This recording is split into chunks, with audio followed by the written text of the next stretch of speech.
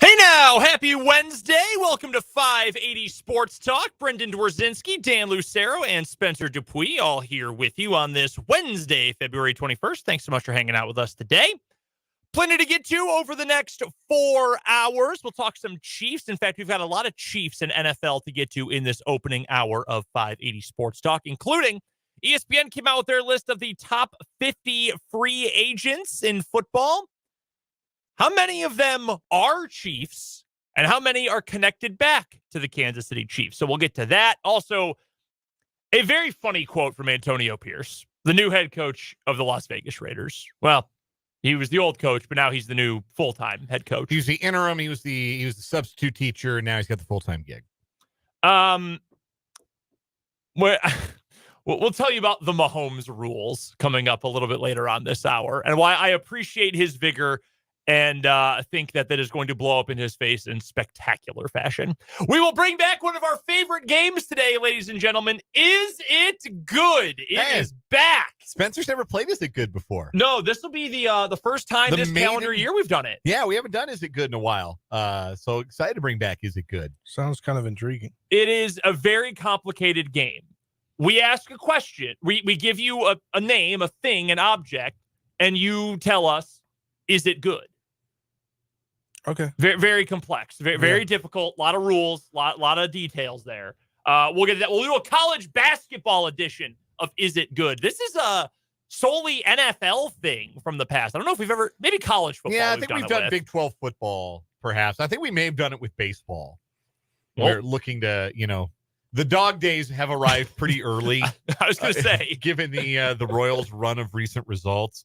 So you get into it in the dog days, and you find yourself in May, and the draft is passed, and the Royals are 10 games out of first place already. I know. We'll talk some baseball. We'll get to some baseball in the 4 o'clock hour as well, just today. So lots to get to. College hoops. We've got baseball. We've obviously got the NFL. Tim Fitzgerald is going to join us coming up in the 4 o'clock hour today for the Wildcat Wrap-up on the Fleming Place Wine and Spirits hotline. We've got the return today, very excited about this, of the Lewis Toyota High School Athletes of the Week. We got some state champions we're talking to today. We do. You're going to get a chance to hear from a pair of state swimming champions, Brogan Meyer and Jack Miranda, a couple of seniors from Washburn Rural. Won very disparate events. Brogan Meyer won the 50 free, and Jack Miranda won the 500 free. And I can't swim really well. So we've got that combination to talk about with Brogan and Jack. Enjoyed getting to visit with them, and we'll enjoy bringing you that interview in the 3 o'clock hour. That makes me feel good. So now I'm confident I am the second best swimmer on the team here, because I know who number one. Yeah, Spencer swam competitively. Yeah. So there's a good ongoing joke at my last place of work that I beat Michael Phelps in the 2005 Towson Invitational. Did you actually beat him? No. Oh yeah, you would have been like 8. Yeah. I don't know how that became the ongoing joke, but yeah. Hey, that was the joke. Since you're still new to the area, you can tell people that. Yeah. They'll at least look it up. Yeah. Yeah, what's wrong? I mean, it's not far-fetched because, again, Phelps, a Baltimore guy. There you go. Right. Not from far away. Towson is just north of Baltimore. None of us probably quite to the level of swimmer as Brogan Meyer and Jack Miranda, if I had to guess. No, definitely not. I say I can't swim. Like, I can tread water. Like, I would stay alive for a little bit if I were on a boat and it capsized. I don't know that my form sucks. Like, I don't like. So we did, when I played college baseball real briefly, we did a lot of like swimming as like conditioning. Yeah. You could do that in the fall and winter when the weather was bad. And I was in the slow lane with our 6'6" first baseman and the kid from Brooklyn. I was in the slow lane with those two guys. So that's the kind of swimmer I am. I can't float, so treading water is very difficult for me. I am better than you because I'm very buoyant. I am not whatsoever. I can swim. Like I can give you a few laps pretty easily. You weigh like 76 pounds. Like, put on a little weight like I did. You get a little buoyant. Buoyancy. I've tried. Like it doesn't happen. It won't happen. You know what helps? Limes. Reach for a lime.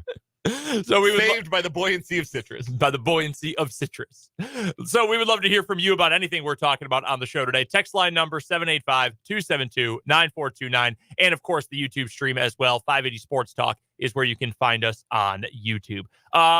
The poor swimmers out there, you're not alone. Our pal Mark on YouTube says, I cannot swim to save my life. I hope somebody would save my life if need be. Don't go too far out into the deep water then if you head to the ocean. There's a reason I'm not like lake guy. I'm beach guy. Oh yeah, I love the beach. Yeah. I'll go like knee deep. That's good for me. I am not boat guy. I am chair guy. The list of free agents this year around the NFL, maybe not the overall strongest group of all time. There's some pretty big names out there, though, and two of the very best in the entire NFL just so happen to be Kansas City Chiefs. So we have the list of the top 50 free agents in the NFL this year, and four of them, according to Matt Bowen of ESPN. By the way, I like Matt Bowen a lot. I think he does a really good job.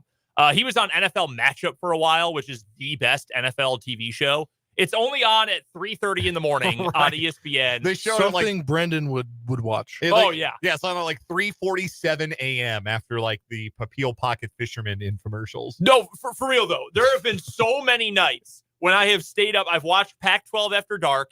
Then they do an episode of Sports Center. Then they do College Football Final. I miss Lou Holtz and Mark May and the judge robes. Same. And then after College Football Final, you have half an hour of NFL Matchup, and then they just replay the afternoon game. Is the Papil Pocket Fisherman a washed reference? I think it's a pretty washed reference. I don't know that one. 785-272-9429 if anybody out there knows what I'm talking about. How do you spell Papil Pocket? Popiel, I think. And okay, yeah. Yeah, these guys. Yeah, that's okay. I know what this is. That's washed. Yeah. Incredibly washed. I don't even know if you can find those anymore. Maybe somewhere tucked deep in a Walmart you can. I don't know. I haven't seen one in the wild in a long time. Anyway, the Chiefs are tied to a lot of these free agents. Of the top 50, 4 of them in this piece from Matt Bowen have some sort of connection to the Chiefs, including 2 of the top 11, I believe it is, who are current members of the Kansas City Chiefs. Number 1 on the list. Who do you think it would be? But without looking, would you have thought Chris Jones or L'Jarius Sneed? I would have thought Jones. Yeah. Good guess. I think he's probably the number 1 player on the market. Did you see the 15th player? So we'll get to some of the outside ones here because there's some interesting names. He did a few good things in the Super Bowl, and now he's the 15th best free agent. Yeah. We'll get to a few of those here in a second. I do want to start with the current Chiefs.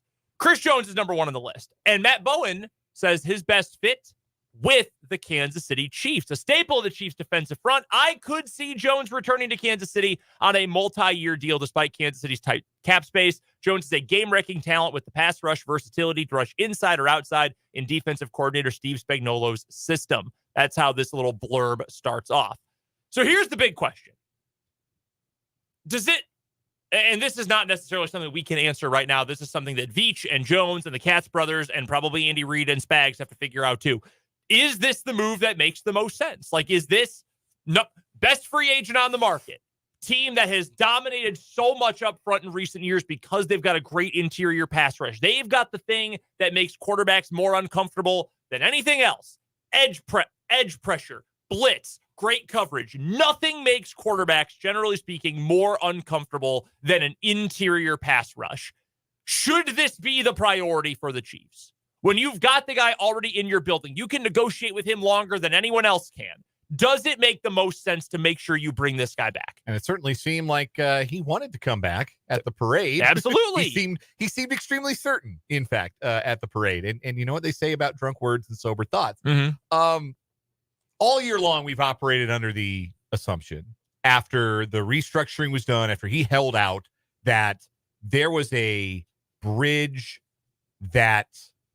gap that could not be bridged, is what I'm trying to say, between what Chris Jones wanted long-term as his last big cash out and what the Chiefs were willing to offer him as a player entering his 30s.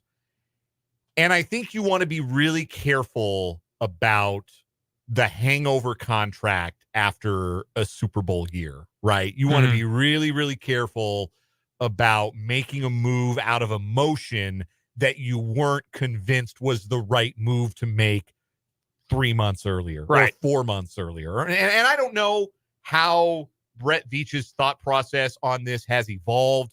I don't know how the cap growing to a level where the Chiefs have a lot of maneuverability has made them think differently about what they might want to commit to Jones. But the Chiefs have been hesitant to hand out contract extensions to veteran players. They have done it with Patrick Mahomes, obviously, but they've also done it with Travis Kelce. Why have they done it with Travis Kelce? Because he's elite at his position. He's one of one, future Hall of Famer at his position. Mm-hmm. Chris Jones is that on the defensive side of the ball. And I think that over the course of this run to the Super Bowl, we saw just how important he is, not just in terms of his raw production. Because, again, he doesn't have a career sack in the Super Bowl. Played in 4 Super Bowls, doesn't have a sack. Right? Pretty crazy. It is wild, right? Like, he didn't have a postseason sack until the AFC Championship game last year. They had 2. So we're not necessarily just talking about the raw numbers that show up if you look them up on Pro Football Reference or the stuff that gets on the back of your trading card. Mm-hmm. The impact that he has both tangibly and intangibly to this team, I think make it worth keeping him for the remaining prime years, such as they are for Chris Jones. And I think it's a worthwhile gamble because you never know how a guy's production is going to hold up into his 30s. You don't know. And the Chiefs have normally gambled in the other direction, that we are willing to say this guy is out of juice early than late, especially on defense. But I think this is the guy, and I've come around on this. Again, you asked me week 1, you asked me week 10, you asked me the week before the playoffs started. Mm-hmm.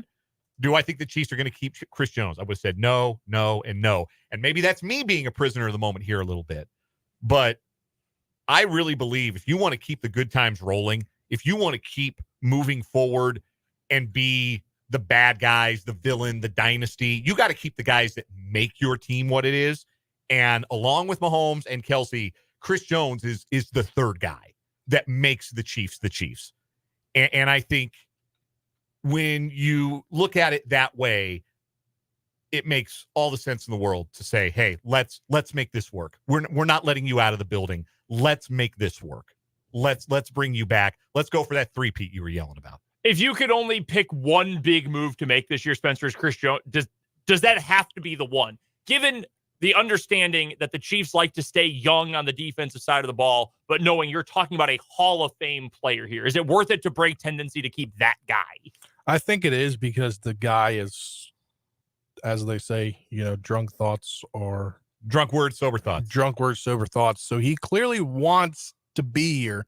You're not getting a guy that's just going to want to play football at all. Like, he wants to stay in Kansas City, so you want to get that deal done because he wants to stay there. And you're hopeful, if you're the Chiefs, that he goes around his agency and says, I'll do what I want to do to stay here. Yep. But you're gonna have to you're gonna have to get to a point where you're like, this is our firm number, and then Jones has a firm number. Will those match? Because I don't think you're gonna break the bank on bringing him back if he wants this number and you're far off on the number. I think you try to get close to that number and see if he bites. If he doesn't, then you lose him to free agency and you bring L'Jarius Sneed back. So here's an interesting, perfect segue. Here's an interesting comment from our guy Sam on YouTube. He says, Jones impacts the defensive back performance greatly. I'm not sure what the argument is here from the public. If it's between keeping Jones or Sneed, you keep Jones, no question. This is a vintage 580 sports talk discussion point. Which is more important, the shutdown corner or the elite pass rusher? I cannot tell you how many times you, Jake, and I had this discussion over the years. God, every summer we just do like hours of content about this is what the Chiefs need to do to bring in a shutdown cornerback. We made Patrick Peterson a Chief every day for the entire 2018 offseason. The white whale. And then we made Jalen Ramsey a Chief for the entire 2019 offseason. Yeah. We've been here. We've done this. We've been through the wars. Sneed's a younger player, and his level of performance at his position was outstanding for the Chiefs. And I've sat behind these microphones and said that the Chiefs need to keep L'Jarius Sneed. They need to keep him around. He is now so much a part of this defense's identity, which I think became the play in the secondary. But if you're asking me what's going to be easier to find or what's going to be easier to develop in-house between a top-tier cornerback and a Hall of Fame level interior pass rusher, that's a pretty obvious answer, right? It's way harder to find the guy like Chris Jones.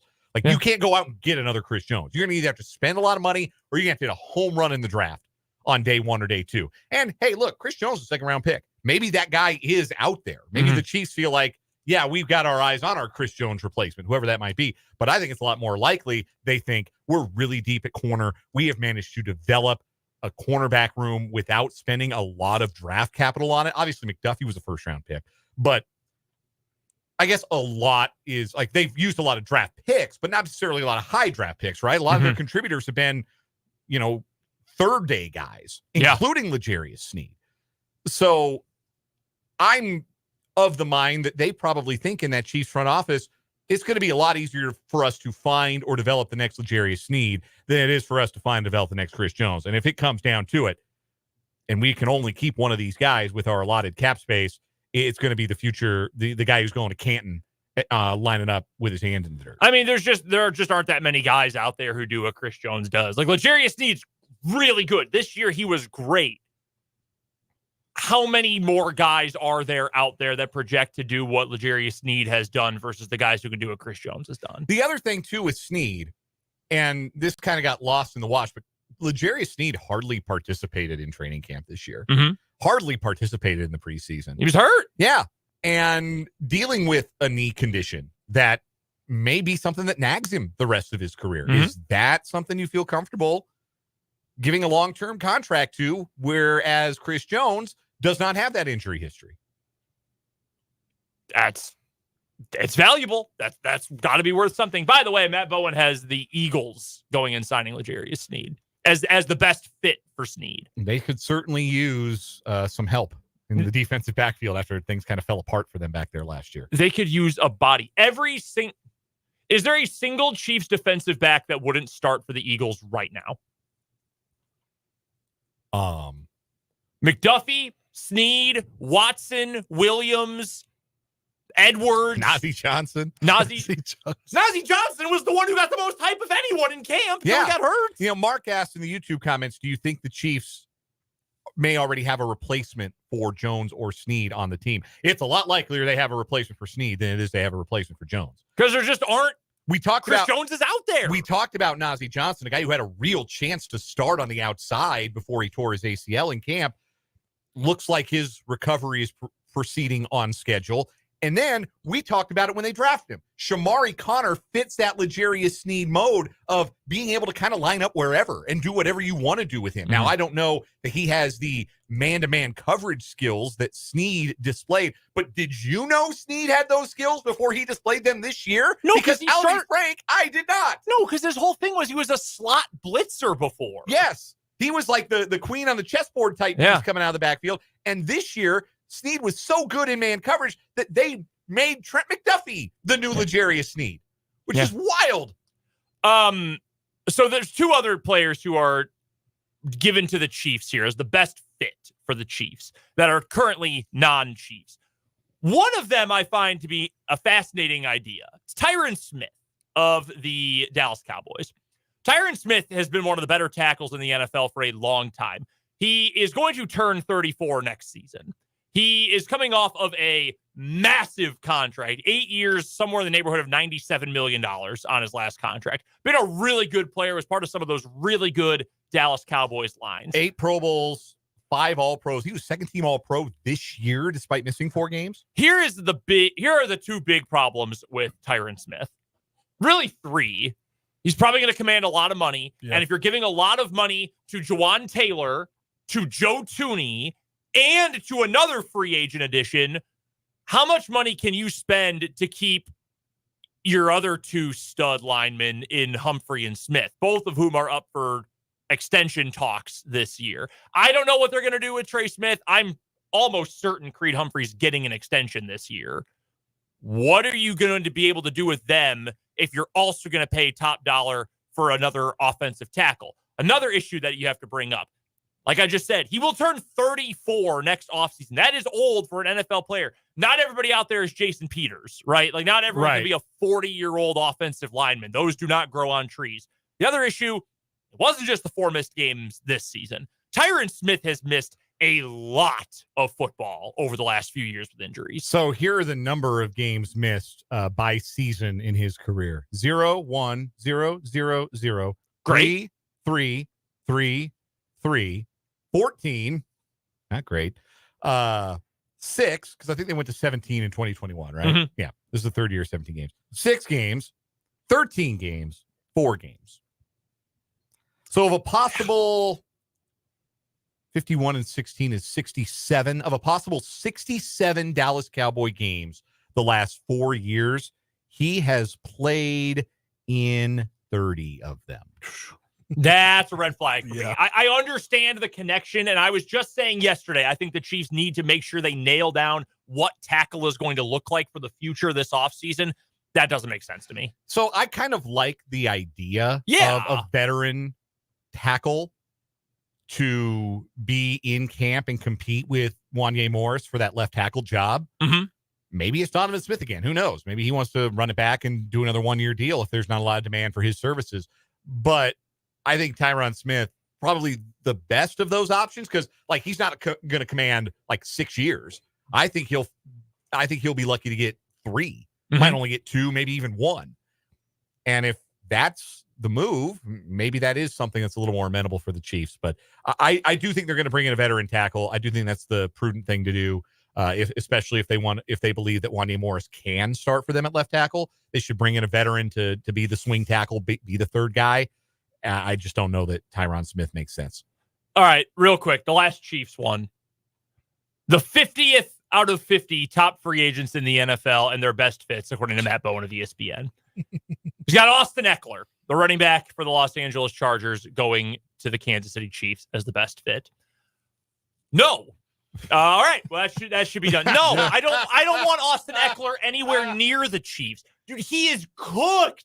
He is well done brisket at this. He is a Lincoln Riley brisket at this point. He's cooked. He's done. You think he's got less juice than Jerick McKinnon?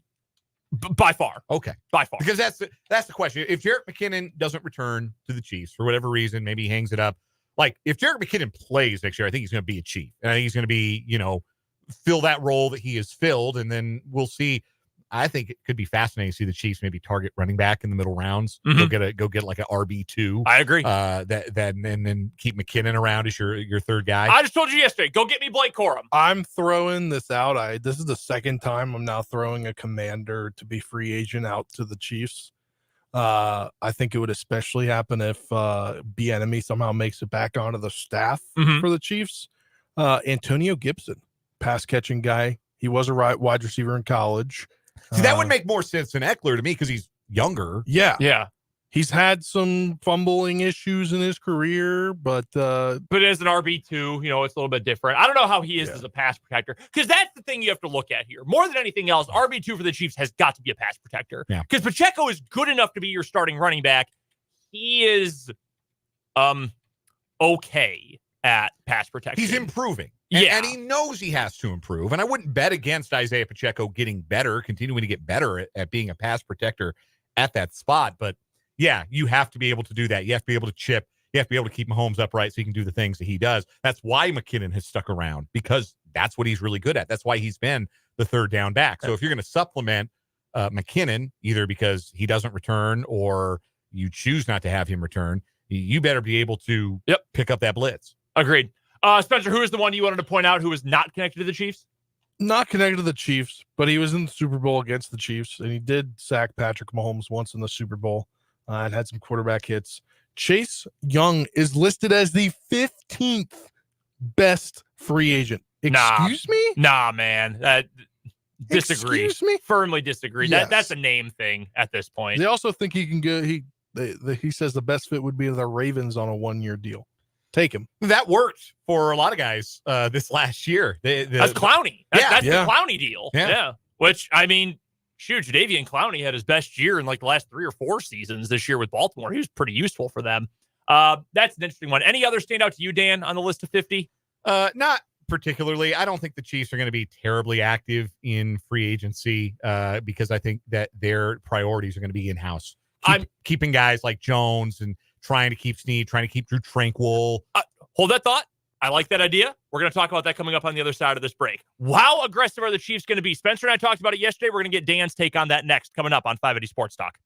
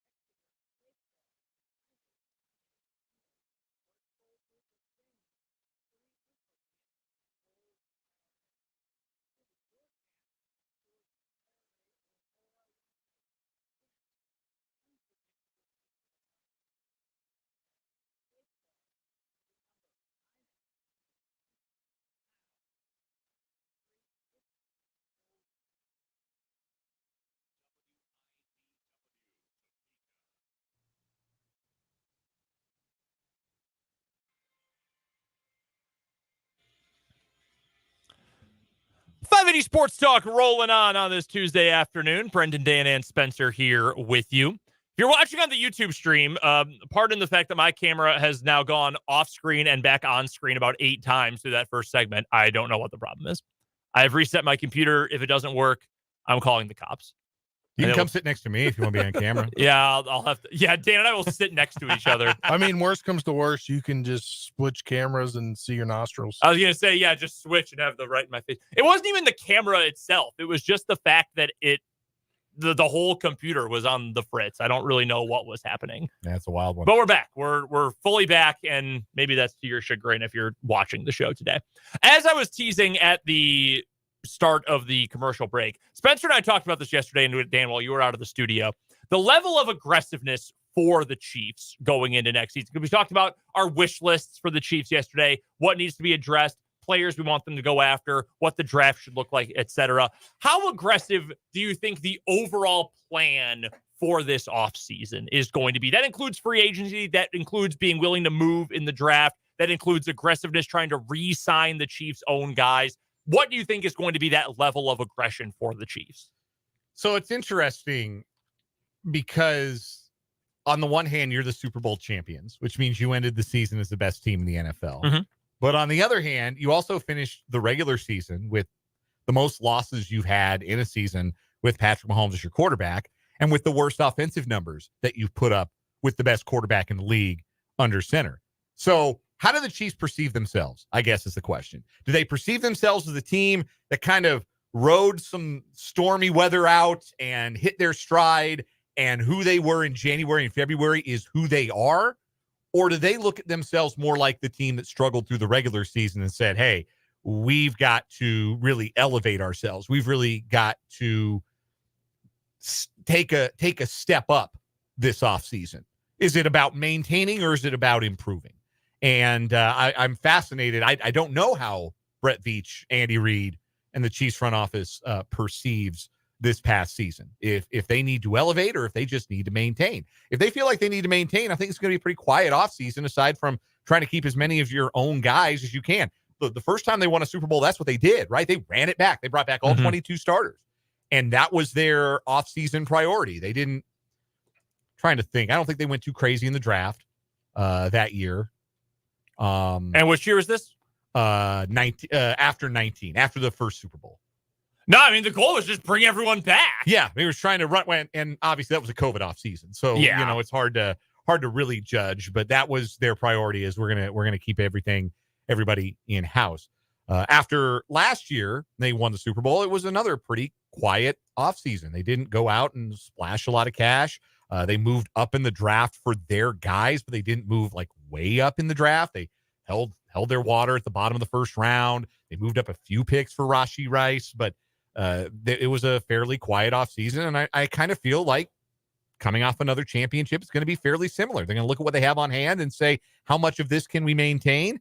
And then if they need to add on the edges, on the fringes, signings that maybe didn't register as big deals back when they made them last March and April might end up being a big deal for next year's Chiefs team, like a Drew Tranquill, like a Mike Edwards. Well, you know what the big moves were in 2020? They re-signed Chris Jones and Patrick Mahomes. Right. They got their mega deals. You know who else was signed that year? He was so good until his leg exploded. Kalichi Osemele. Remember how big of a deal it was that the Chiefs signed him? Yeah, left guard, right? Yeah, he was awesome. And then I think it was an Achilles. I think you're right. And he happened late in the year. Yeah, that was a drag. Shocking. That 2020 Chiefs team had an offensive line injury. Unbelievable. What a draft that was, by the way. Highs and lows. Clyde Edwards-Helaire, Willie Gay, Lucas Niang, who is more myth than man at this point, L'Jarius Sneed, Michael Dana, and Bo Pete Keys. Yeah, I don't know what you do with that. I mean, like, I don't really know how you evaluate that, but like that's got to be a win though. Like Gay, good player for 4 years. Sneed, yes. Awesome. Yes. And Dana, I mean, you used a 5th round pick on a rotational defensive end who had a good final year. I mean, I think that's a pretty good class over. And Clyde's there, like you saw on the team. He somehow beat the odds and finished his contract. He's in the photo. Yeah. Yeah, you got a ring. Yeah, I mean, it's not the best draft of Brett Veach's career, but it's not a terrible draft. No, you would have maybe liked to have done a little better with 32 overall. Though at the time I thought, oh my God, they're giving Andy Reid a running back like this. Like they broke the code. Yeah, stop. Like I loved Clyde in college. I thought he'd be a good pro. Yeah, I was surprised he went 32nd, but I thought he would. I thought he'd be a good pro. And he's been a little bit less than he's 19 career touchdowns in 4 years. Like he's been fine. Like you want better than fine, but there have been a lot worse outcomes than fine from the 32nd overall pick. The Chiefs have actually done an unbelievable job of drafting the last 3 years. This season, Felix pretty much took a redshirt year. That's fine, whatever. You didn't need him. You won a Super Bowl without your first-round pick playing. Rashee Rice is awesome. Wanye Morris might be your starting left tackle. Shamari Connor had a good rookie season. Yeah. He's going to have a bigger role next year. Keandre Coburn got cut and came back. Nick Jones didn't play all year. B.J. Thompson didn't play all year. But I mean, right there, if you got 4 rotational at worst guys with your top 4 picks, that's a good draft. Yeah, and look, it's hard to pick from the bottom of the first round. Like when teams evaluate the draft, they always say there aren't 32 first-round grades they put on guys. Really, the end of the first round is like there's like 16 or 20 guys that are like first round this is going to be somebody who produces at the level you would expect a first-round pick to produce. Last year's class. Famously, Trent McDuffie was the last guy on that list for the Chiefs when they moved up to get him 2 years ago. To the chagrin of the Buffalo Bills. How's Kyer Elam doing? He had like 3 really good games at the end of the year. Good for him. Then last I remember, he was giving up a touchdown in the AFC divisional round to the Chiefs. I guess my broader point is we have not seen the Chiefs feel like they need to reshape things following a Super Bowl. And I think that this is probably a more pivotal offseason than some of those others because of the impact of the 2 biggest free agents from the team. Yeah. But they're going to have the salary cap room to get something done with one of those guys if that's what they want to do, and might even be able to do it with both guys if they're really creative with the cap. If they restructure Patrick Mahomes, if they cut MVS, and then, maybe do some other maneuvering, they could keep both of those guys. If that's what they really want to do and say, hey, this is the leader of our secondary and this is the leader of our entire defense. And if we're going to try and do something that no one has ever done in the history of the NFL in the Super Bowl era, and we're going to try and win 3 Lombardi trophies in a row, we have got to bring back the heart and soul of our defense. Yeah, I agree. Yeah, and if that's what they said, and that's at the expense of like winning day 1 of free agency, and man, I wish we could sign Justin Madubuike. Well, no, but you kept Chris Jones and L'Jarius Sneed. You live and with that. Drew Tranquill, and if you keep those 3 guys, that's a win for the offseason. I think so too. 100% a win. I think so too. Maybe add a June 1st cut at wide receiver and draft one at 32, and maybe you got a stew going. Yeah, I've got a potential topic for another day down the line when we don't have a lot to talk about. Who will be already getting ready for Royals season? Who will be the Chiefs' underrated, under the radar signings this offseason like Drew Tranquill was? The Drew Tranquill Memorial Award. Yeah, no, I mean, for real, Mike Edwards, same way. Mike Edwards is like, oh yeah, well, they signed this guy. Like, okay, whatever. Like, those guys ended up being incredibly important pieces for this team. By the way, just because I have it up here, it is amazing during the Veach regime. When the Chiefs draft, they either hit a home run or the dude is just awful. Like every year. Last year, 2022 will go down as one of the best Chiefs drafts of all time. McDuffie, Karlaftis, Brian Cook's been great before he got injured. Leo Chanel was massive in the Super Bowl. Jalen Watson's been good. Pacheco's been awesome. Sky Moore is unplayable. He is awful. Darian Kennard is no longer a Chief. Did you see that? Yeah. He's an Eagle now. Yeah, the Eagles signed him. He was maybe the guy I was most excited about. SEC Offensive Lineman of the Year. And you got him in the 5th? Incredible. No, awful. Can't even get in the field. Year before that, you either have, you have 3. I love this class. Yeah, the 2021 class, you have 4 guys who are, nailed on, like Nick Bolton, Creed Humphrey in the 2nd round. Noah Gray in the 5th is your TE2. And you play a lot of TE2, so he's a de facto starter. And Trey Smith in the 6th round. Your other 2 draft picks were Josh Kando and Cornell Powell. Josh Kando is, I think, he was only a 4th rounder. That's the 3rd worst pick of the Veach era to me. Number 1, 3 career games for Josh Kando. Number 2 is Sky Moore because that was a 2nd round pick and you can't play him. Number 1 is the first pick Brett Veach ever made. It's Breland Speaks. Yeah, man. Just horrible. They should have called it. They called him Breland Eats. He's fat. He got a little heavy. Yeah, to say the least. Oh my gosh, what a terrible pick. But hey, when you hit that many times, you can afford a couple of bad ones. Shout out to Cornell Powell, by the way. Still trying to live the dream. Hasn't gone to Canada. Hasn't given the UFL a spin. Still on the practice squad. Still on the practice squad. Who is he buddies with? Like, who's his guy? Like, Garrick Dieter, best buds with Patrick Mahomes. That got him 3 years on the practice squad. 3 years of practice squad checks. Who is Cornell Powell's guy? Or is he just did he just deactivate his phone? His rabbi. He's just not taking any calls. Thought you got cut. Nah, man, they didn't call me. Phone's turned off. Disconnected. Yeah, he's the Milton Wadhams of the roster. They've got his office in the basement. They took his red stapler. He still keeps showing up for work. They keep sending him a check. Took the SIM card out of his phone. They haven't called me. Haven't told me. Coming up on the other side of this break, the Chiefs feel unstoppable at times. Unless you're Antonio Pierce, who decided that 1980s NBA strategy is going to be your key to knocking off the World Series or the Super Bowl champions. We'll discuss what that means next on 580 Sports Talk.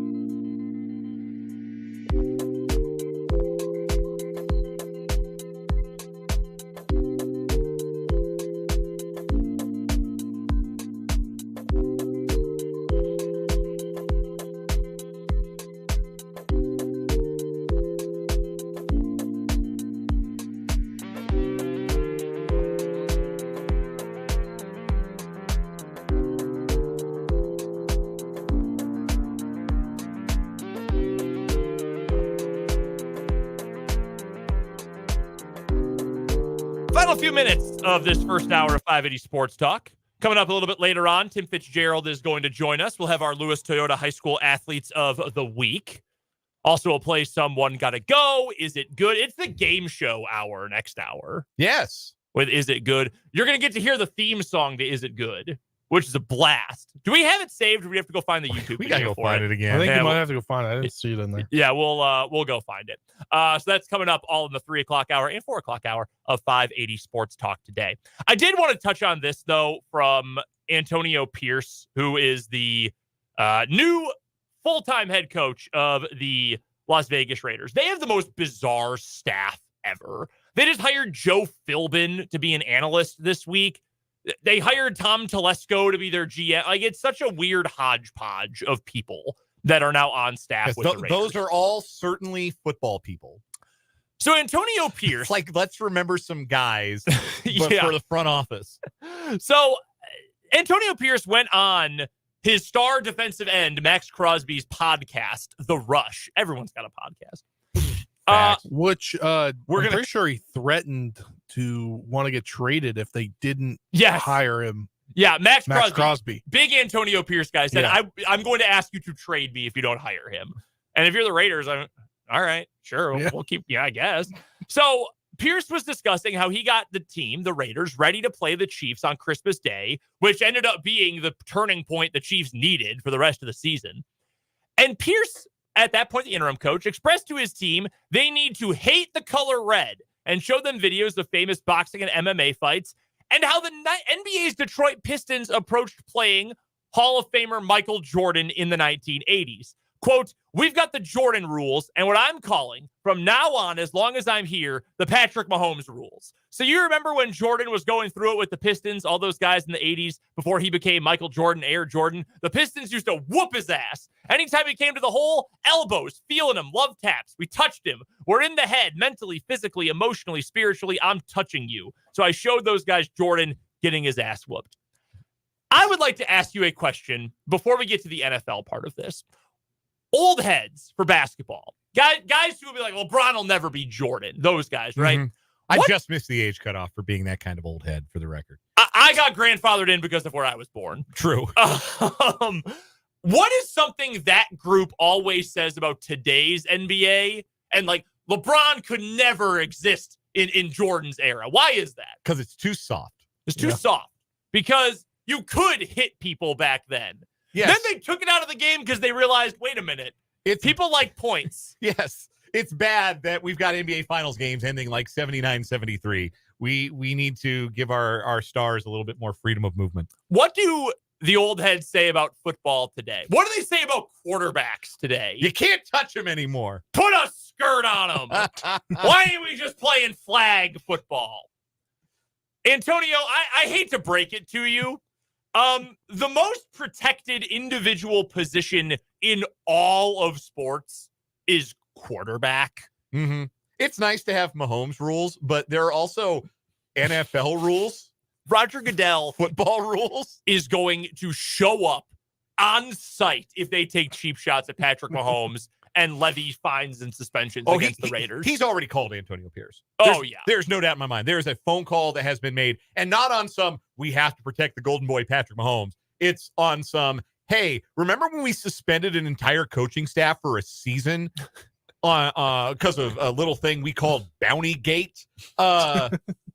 Just be warned, you're treading on some slippery ground as far as these things go. It's just... And I think Mahomes could get more whistles. Like, you look at the number of personal foul roughing the passer calls that Mahomes has gotten relative to, like, Josh Allen, who, like, anytime anyone breathes on him, he's begging for a flag. And a lot of times he gets it, which I would complain about, but that we only have so much time left in this segment.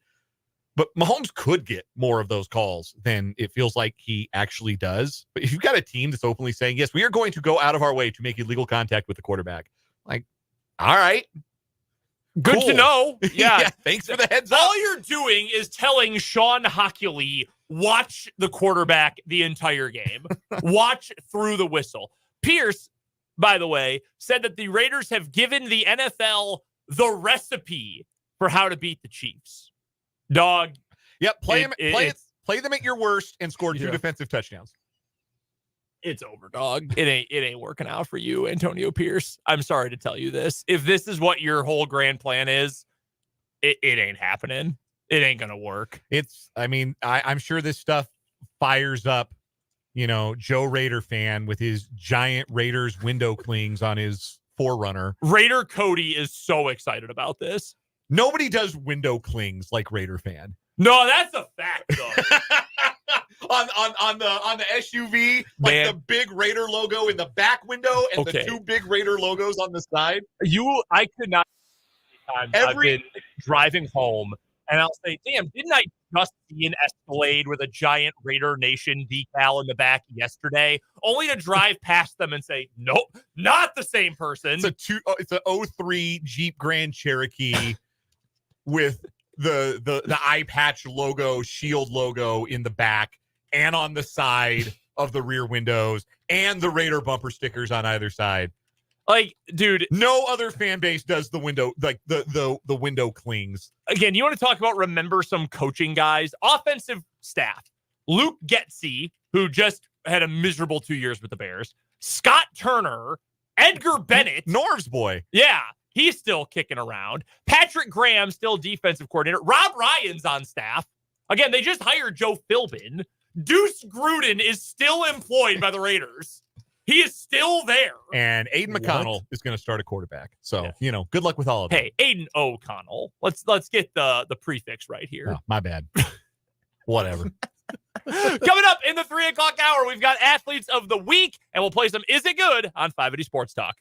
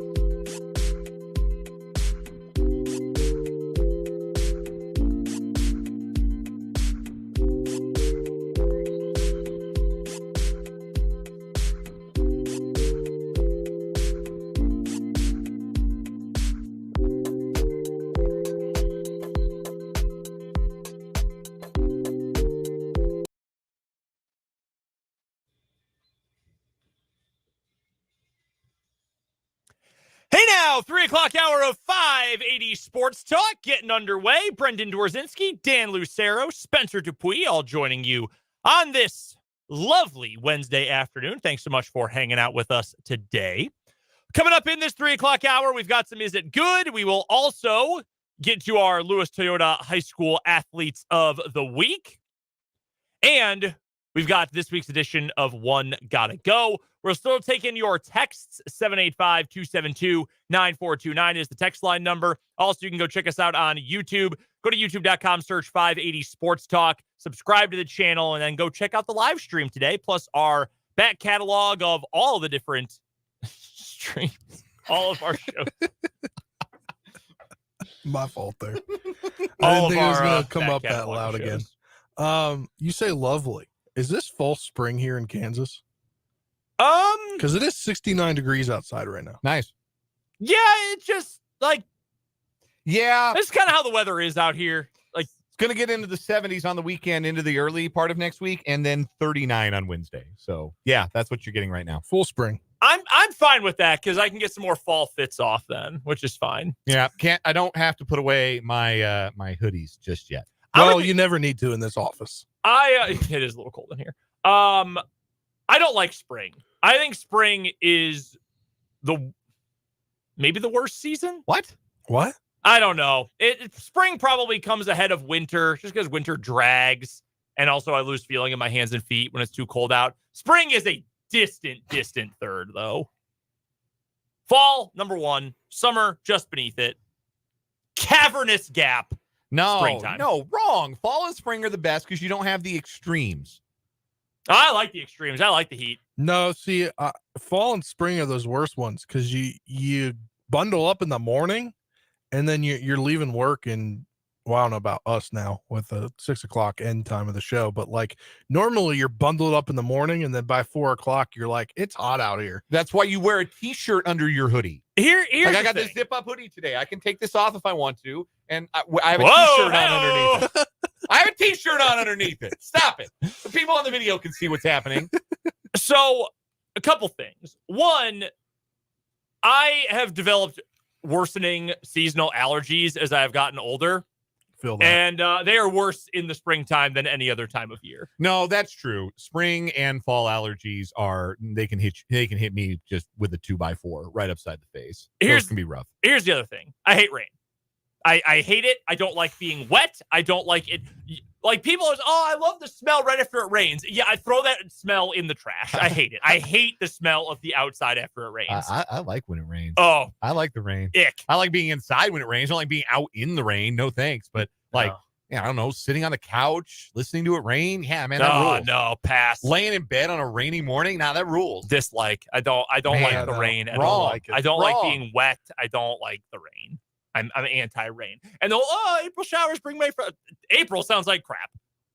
Rain, showers, no thank you. I don't want any of that. I like the flowers.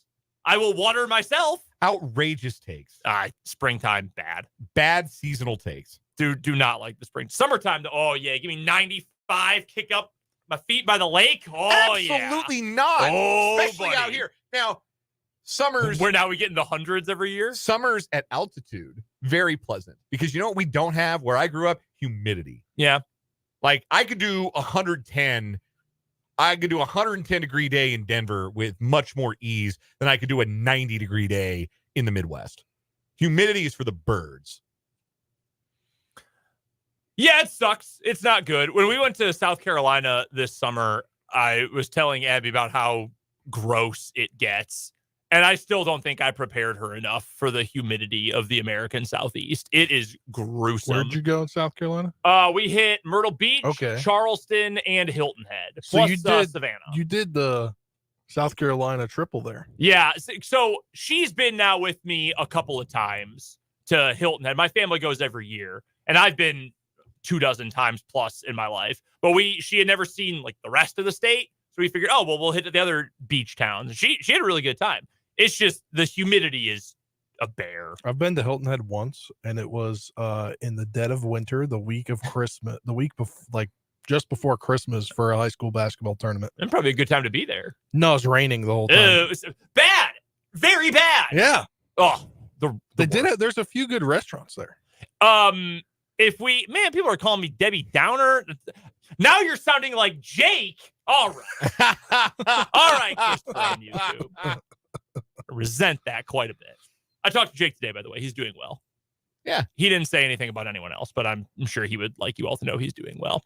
If we were asked if the topic was rain, the answer would be no, it is not good. But that is not what we were talking about. Ladies and gentlemen, for the first time in calendar year 2024, and if we could get audio on computer one over here, it is time for everybody's favorite 580 Sports Talk game show. Ladies and gentlemen, Is It Good?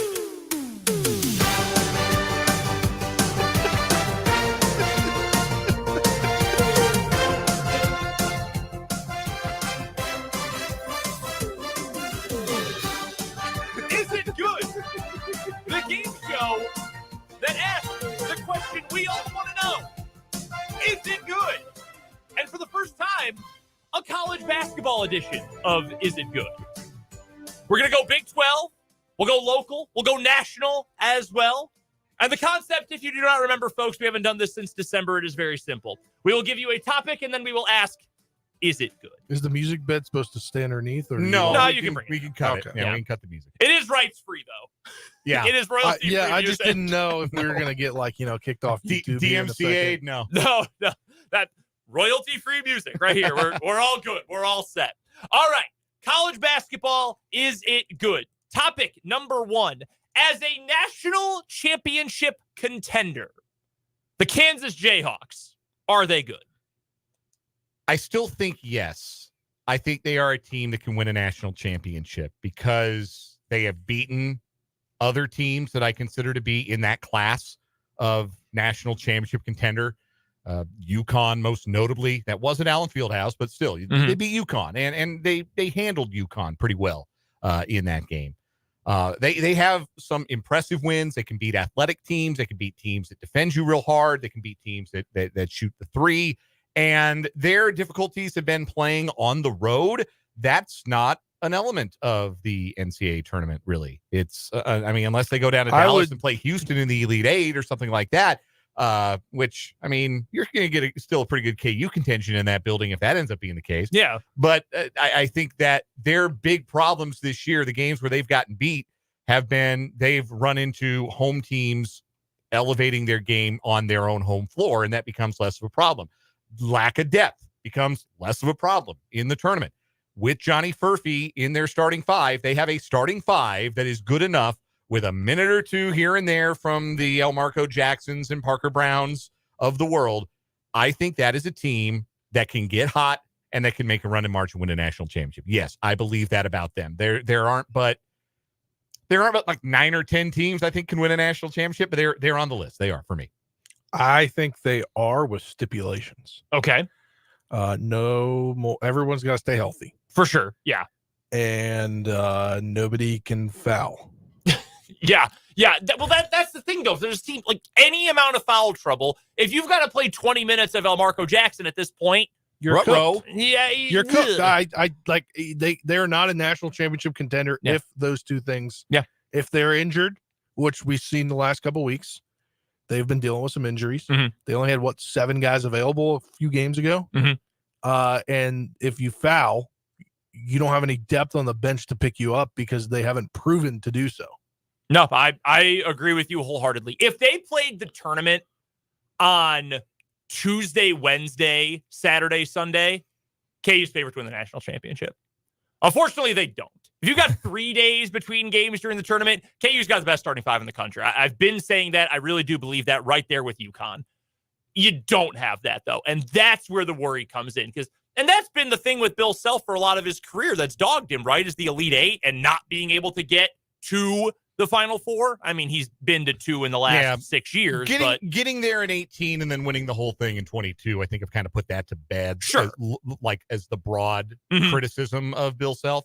Go ahead and continue. Finish your point. I was just going to say, with such little depth, that yes, in a single game sample, you've got the longer timeouts. You can live with a short bench. You can live with, hey, we're playing El Marco no more than 5 minutes. Parker Brown, you're playing 3. Jamari McDowell, you're going to come in and play defense, play with your hair on fire for 3 minutes. Like, that's your bench. You can live with that in a tournament game. The difficulty is being able to do that twice in 3 days, which look at the last couple of weeks when KU has played on a Monday following a Saturday game. Big win on Saturday, go to Manhattan, lost. Big win on Saturday, go to Lubbock, lost. Well, you know what you don't have to do in the NCAA tournament? Go anywhere between Saturday and Monday. That's a great point. Go play a team on the road, fired up to play on Big Monday. You don't, that element, which I think has really played against Kansas, is an element that isn't really a part of the NCAA tournament. The only other like broad concern that I have about Kansas is if they do run into a team that just shoots the hell out of it, can KU keep up? Because that is the other thing that has gotten them beat when they've run into teams that have just shot it like crazy for 40 minutes. Like Oklahoma did it for 20 and they were up double digits in the first half on Saturday. They didn't do it for 40 and KU reeled them in. So the question for KU is going to be, how well can you defend the 3-point line? Can you keep a team from shooting 40% from 3 for a night? Can you keep them at 33? Can you keep them at a reasonable number of made 3-pointers? And if you don't, you better hope Johnny Furphy's hot. You better hope Kevin McCullough's hot. That's the kind of thing. But like that can trip up any team. Well, right. Tournament. And I think of last night. I think of that Creighton-UConn game. Yeah. Creighton's good. That is a legitimately good, deserving of being a top 15 ranked team. That's a team that can make the second weekend. I don't think they can win a national championship, though, because they're too dependent on the 3-point. I feel the same way about like Baylor. But like Creighton last night went 14 of 28. UConn went 3 of 16 from 3. Like there's your game. That's your big difference. UConn couldn't make shots. And where was that game?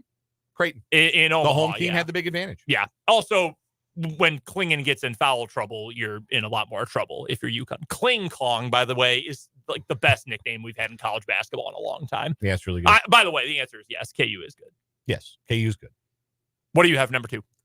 Also, or I can ask all. No, if you want to be quizmaster, that's fine. But I will turn the tables. The other team in the Big 12 that I think people would consider a legitimate national title contender at this point, as a national title contender, the Houston Cougars, are they good?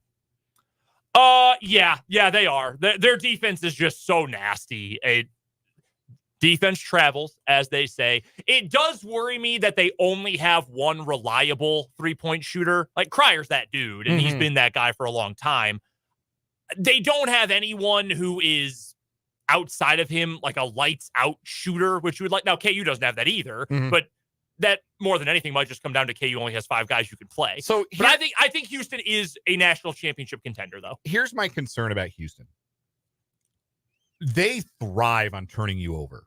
Right? Like they are a team that they defend hard and they turn you over and they get out in transition. Like that's where they're best offensively. Their half-court offense is a lot of, well, we've got Cryer and then a bunch of not great 3-point shooters taking 3-pointers.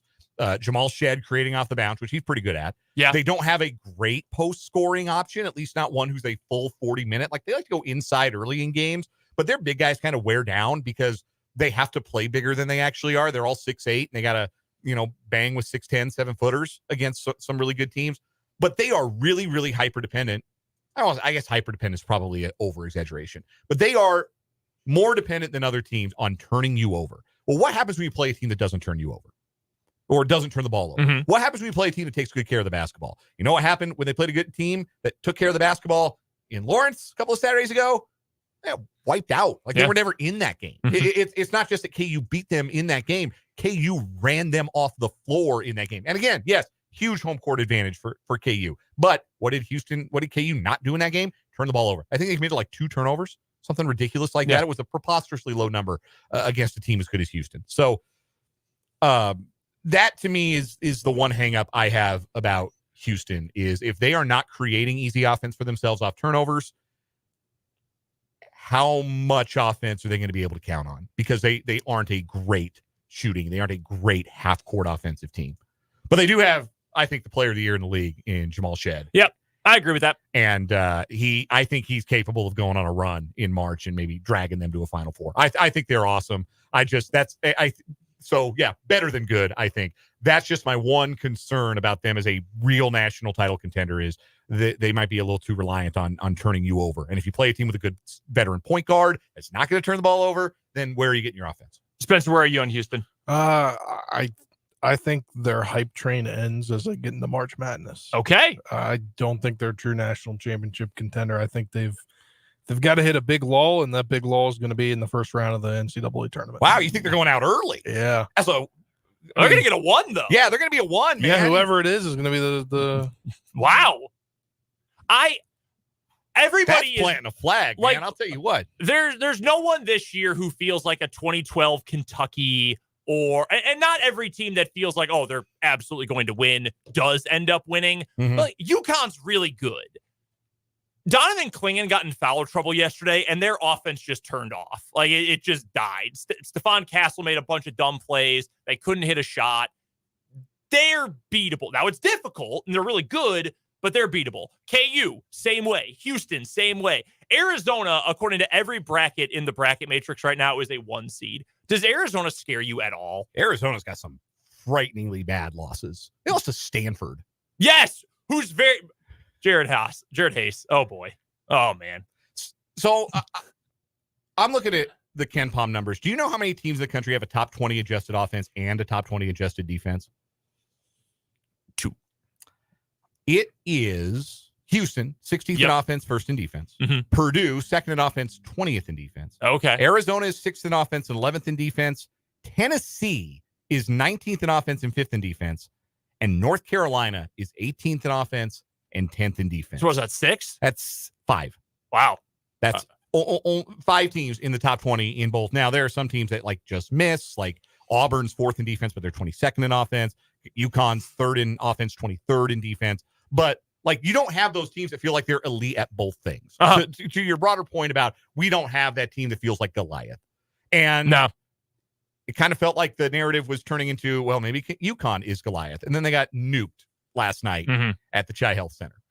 Yeah, it is going to be, I know we say this every year, but it feels like it's going to be a very wide open tournament this year. That's good. That makes sure a lot of drama. What we get last year, 4, 5, 5, and 9 in the final 4. Like, if that happened again, would you be surprised? No, I'd really, well, I think I'd be a little surprised if we had seeds like that again, but I would not be surprised by like 1, 4, 3, 3 or something like that. Like, I feel like it's not necessarily top heavy, but I do feel like there's a lot of depth at the top. Like, looking at the KenPom top 10 right now, I'm just looking at it right now. Like, if I told you, we'll get to one of these teams in just a moment, actually. Like, if I told you Illinois is the Final Four team, would you believe it? Or believe it's possible? I would believe it's possible because they have elite talent. They have a star in Terrence Shannon. I think you need stars in March. Creighton. Too relying on the 3 ball for me. Okay. Baylor. Too relying on the 3 ball for me. Okay. Interesting. But I guess like those teams could, like, I wouldn't bet on them to go to the Final Four, but could they catch a 2-week heater and end up in the Final Four because they shot the crap out of it? Kind of like Carolina when they were in the final against Kansas. That's what they did. Like Caleb Love and not RJ Jones. He plays for K-State. Who's the other guard? You're thinking of RJ Davis. RJ Davis, yeah. Those guys just didn't miss for 2 weeks, and they ended up in the national championship game. They didn't miss for 5.5 games. Yeah. And then suddenly Armando Bacot got hurt on a bad floor, and Brady Manick got matched up on Dave McCormick. Yep. That's what happened there. Spencer, we've got a few prepared on the list here, or you can come up with your own. Give us an is it good? Big 12 officiating. Firm no. Yeah. That's a hard no. And you know, but it's an interesting point because officiating in college basketball is bad everywhere. If you went right across now the board to Iowa City and you said, all right, Iowa City listeners, Big 10 officiating, is it good? You'd get the angriest callers from Ankeny or wherever, Ankeny, telling you, no, this is a disaster. It's horrible. It's bad. Dave from Davenport would call in and say every Big 10 official should go to The Hague. If you went and you talk to Pac-12 fans right now, and you're like, hey, you know, Washington State Cougar fans, what do you think of officiating in the Pac-12? They'd say every one of them is a criminal. Everyone who wears stripes in this league is a felon. Like, everybody believes it. So, like, relative to the rest of the country, I don't know how bad it is. But if you're just saying, are they good at doing the job or bad at doing the job? I mean, they're miserable. They're pathetically bad. Ask the coaches. Oh, you mean guys who are respected by everyone like Bill Self, Kelvin Sampson, and Scott Drew, who all got ejected in 1 week? Kelvin Sampson ran across the court in a game his team was winning by 20 with 15 minutes left to go and yell at the officials and get ejected just to make a point. Just to make a point. You know who was on that crew that night? Raina Teely and Tony Padilla. This is the biggest problem. Like, I don't watch enough of the other leagues to know the names of the officials in other leagues, but I know way too damn many of the names of the guys calling games in the Big 12. I shouldn't know who Marcus Pettigrew is. But not only do I know who he is, I know that every game he officiates is going to turn into a foul fest. I shouldn't know who Raina Tilly is, but I know when I see Raina Tilly, he's going to call a look at me technical foul at some point in the night. I shouldn't know who Jeb Hartness is, but every time Jeb Hartness officiates a game, it lasts 2.5 hours. Like, I should not know who these people are. They should be absolutely anonymous to me. I don't disagree. I have another one that I saw, and I can't find the tweet last night. It's a broadcaster for, I think, like maybe a mid-major, or maybe like, I'm not sure. I saw it on Twitter last night. I guess is like in college basketball, are we too focused on quads? The like the quad system? Yeah. Yeah. Okay. So as a system by which to judge wins and losses, like talking about it throughout the season when you have games that you just need to win.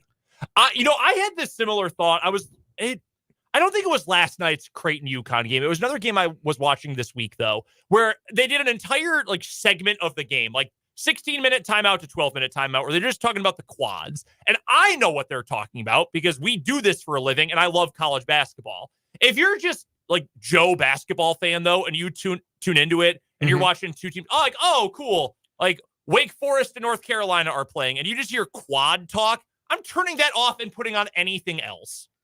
Yeah, like it's too much. Yeah, it bogs it all down. It's too insidery. It's one thing to talk about like a stat, like a metric or a ranking. Like, we can all understand that rankings are subjective, but the quad thing, like, you know who's good and who's not, right? Like, so to find out, you got a chance to go get a quad 1 road win. Well, like, a road win in your league is a good win unless the team is like Oklahoma State, and then it's not a good win because they're not good. Like, yeah, that's easy to me. Well, and the thing that they can all move, like, it all changes over the course. Like, what was a quad 1 win in November might be a quad 3 win now, or quad 2 more likely. But it's just so again, like, I get it, we get it because we follow this closely and need to know it.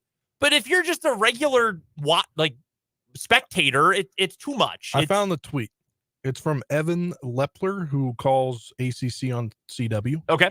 He says, one quibble with the current state of college basketball broadcasting and writing, way too much quad talk. Players just want to win games. They don't care about quads. Coaches may have quads on their radar, but it's mainly because they're constantly asked about it. I understand why quads matter, but I also know there are so many better ways to contextualize the importance of a game beyond what quad it is. We got to stop with this. This game is huge because it's quad 1. Every game matters to the human beings involved, regardless of quad, is what Evan Lepler tweeted. Yeah, it's just so quads matter for the net rankings, but net rankings don't matter until they seed the tournament. Like, I could care less where anybody ranks in the net ranking right now. Yeah, no, that's a great point. That's a great point. And a lot can move. A lot can change. Yeah, because that might be a quad 1 win, and maybe it ends up being a quad 2. Yeah, I get it, and I understand why it exists, but it feels like an unfinished product. Like, it feels like we're still working with a beta version of the product. Coming up on the other side of this timeout, thank you everyone for participating in this edition of Is It Good? Didn't get to some of ours, like me describing Texas Tech as absolutely not good as a Big 12 title contender. Iowa State begrudgingly a yes. But coming up next, we've got one gotta go. We also have our Lewis Toyota High School Athletes of the Week coming up this hour, all right here on 580 Sports Talk.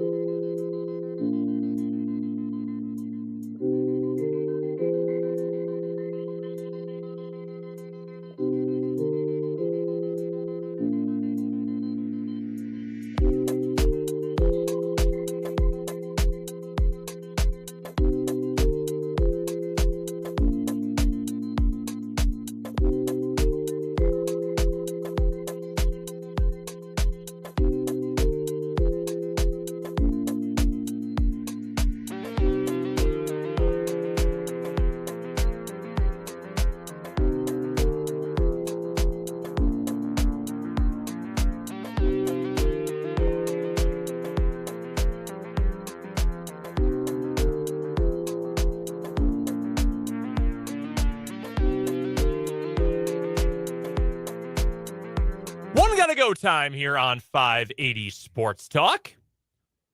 4 options. One's gotta go. Since we were just talking NCAA tournament and NCAA basketball, I've got the 4 regional sites this year, 4 cities. You're going to go spend a long weekend in any of these cities, but one's got to go. Boston, Dallas, Detroit, Los Angeles. One's got to go. I've probably done Dallas more than I've done any of the other cities. So I haven't been to Boston. I've been to LA a little bit, and I don't remember being in Detroit. Longtime listener of the program may be aware. I was actually born in Flint, Michigan, but moved when I was 2. So I have no memory of that. I grew up in Colorado. So yeah, I might just say Dallas by process of, I feel like I've been there, done that. All right. I think that's fair. Which one's got to go for you, Spencer? Sorry, I was finding mine. What are the ones again? All right. So you've got Boston, Dallas, Detroit, Los Angeles. Detroit. I don't want to be going to Detroit. See, man, I'm going to be honest with you. Detroit's got to stay for me. Detroit style pizza is so good. Great take. It is. You've redeemed awesome. yourself. Terrible season takes, good pizza take. I love Detroit style pizza. There's a place in Lawrence that does it. Obviously not like authentic. Man, it's some of my favorite pizza. It is so good. There's a place in Topeka that does it. It's called Little Caesars. We're serious right now? We serious right now? It slaps. I'm not anti Little Caesars. I was getting built up. Ooh, sick. Get a new pizza joint. Man, come on. No, Detroit style pizza stays. I like going to Dallas. I enjoyed Fort Worth quite a bit while I was there a couple years ago. Twin Cities down there, the whole Metroplex. I like Dallas. I like Fort Worth. I love Boston. I mean, the people I could take or leave, but the sports fans I could take or leave. Yeah, the city itself and all the history, it's so cool. I don't need to do LA. I'm fine. I'll pass on LA. Best weather. Well, that's certainly true. Yeah. Best weather, best looking women, and the beach. I'm married. I'm married too. I'm just stating an objective fact. Best place to go gawk at women. Best golf courses, I'll bet. Yeah. You don't golf? I don't golf. Nah, LA's cool. All right. What do you have? One gotta go? Spencer sounds like he's Spencer, got one. go ahead. One's gotta go. This is obviously a topic of recency. Okay. Over the weekend. What did we talk about yesterday on the show about what we didn't like? One's gotta go. All-Star games, the Pro Bowl games, the MLB All-Star game, the NHL All-Star game, or the NBA All-Star game. Oh, the NBA they gotta make a change, because the NFL and the NHL have made changes recently to the format, and the players seem to at least be enjoying themselves as a part of it. Yeah, the NFL finally came to the realization, like, why should we bother taking this seriously? And it's kind of worked. Yeah, the players, like, I don't want to watch, like, the dodgeball. I don't want to watch them play dodgeball. Like, I don't really particularly care to watch, like, Mitchell Trubisky play dodgeball. But, the players are obviously having a good time with it. And, like, the flag football stuff, like, the players are having fun. And that's what it should be. It should be, like, an exhibition of the players you enjoy doing fun stuff. The baseball all-star game stays because it's the most like the actual sport. Like, you can't, like, halfway play baseball, right? You can't go up there and throw, like, 75-mile-an-hour pitches and, like, halfway swing. No, you're playing a real baseball game. Whether you wish you had the break or not, you're playing a real baseball game. The NHL, they're having fun with their format, too. It's the NBA that, like, nobody wants to be there. The stars don't want to really do the All-Star Saturday events. No. And it sounds like the young guys don't want to be there on Sunday either. So, I don't know, scrap the whole thing. Or make the whole weekend out of the All-Star Saturday and just let Mac McClung dunk for an hour. Which one's going for you, Spencer? I saw someone tweet that they bring out Mac McClung once a year like a circus animal. Kind of. I would like to see the NBA revamped and then just go away from the NHL. Like, the players have fun, but it's not a spectacle like that's meant for anything. Like, what are they doing airing it on Westwood One? Like, what? Like, I didn't know they put it on Westwood One. It's not a TV spectacle. Like, it's I don't know. It's too big of an event for the NFL to be revamped the way it is. With the Pro Bowl. Yeah. Yeah. It's like, hey, we've put this dollars into it over the last 15 years. Like, remember when the MVPs used to win trucks? Yeah. I miss the real skills comp, the like, long throw. They used to play that on NFL Network all the time, where it'd be like the 05, 06, 07, 08 ones. That was the good old days. Coming up on the other side of this break, we've got our Lewis Toyota High School Athletes of the Week on 580 Sports Talk.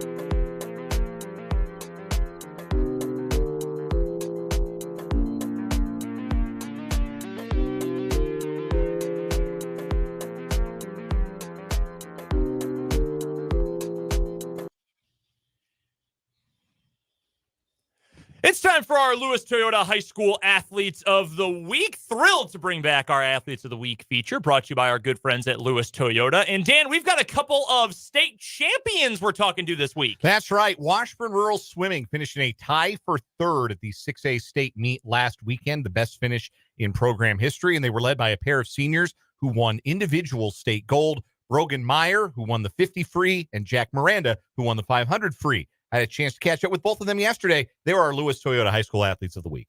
Our Lewis Toyota High School Athletes of the Week this week are a pair of senior state swimming champions for Washburn Rural. Brogan Meyer and Jack Miranda helping the Junior Blues to a tie for third in the 6A swim meet last weekend. The best team finish in program history at Washburn Rural, and each took home an individual state championship. Brogan, I want to start with you. You're the sprinter of the group, taking home a state championship in the 50 freestyle, but you had to overcome a little bit of illness on race day. Tell me about the week leading up, and were you certain you were going to be able to give your best performance when race day arrived? I felt great going into Monday, Tuesday. Wednesday night, I started to come down to something, and I could see the look on my mom's face as she started to feed me all the vitamin D, vitamin C, trying to put every pill in the book just to make sure I stay healthy going into the weekend. I obviously wasn't 100% going into state, but when I talked to my coach about it, he just looked me in the face and said, Michael Jordan's best game was with the flu, so you best get out there and do your best, even if you don't feel like it. I'd like to think I did pretty well. Well, taking a state championship, I think, defines pretty well and a pretty good role model to follow behind the Michael Jordan flu game. This was Brogan Meyer's cold swim. Tell me a little bit about it. The 50 free, it's a total sprint. It can be chaos. What did it make it almost easier in that event, knowing that you didn't feel well, to just say, hey, look, I just got to empty the tank. Whatever I've got right here, 50 meters, let's get it. I mean, I would like to think it was easier, but at the same time, I knew that was only the first event of the meet, and I had the 100 fly, which I wasn't even seeing first in, right back to back with that, so I had to save some for that, and I knew my team was going to need me for both relays right after, so it's kind of a balance of I got to go all out here, and I can't leave anything left, but I still have to manage after that to dig something out for the rest of the meet that my team needs me in. Where did that come from then? Because you finish, you get the gold, you get the state championship. Was there a little bit of adrenaline that kicked in that helped you through the rest of the meet? Oh, for sure. After Jack here got gold in the 500, and we actually started to take placements and have a chance at a top 3 finish at state, I mean, the pressure definitely amped up. Everyone knew the stakes, and I kind of knew what I needed to do going into the anchor for the 2 free, and then coming in behind on the 4 free, me and Jack anchoring that. We both knew, I mean, this is where it counts. If we want a top 3 finish, we gotta go all out here.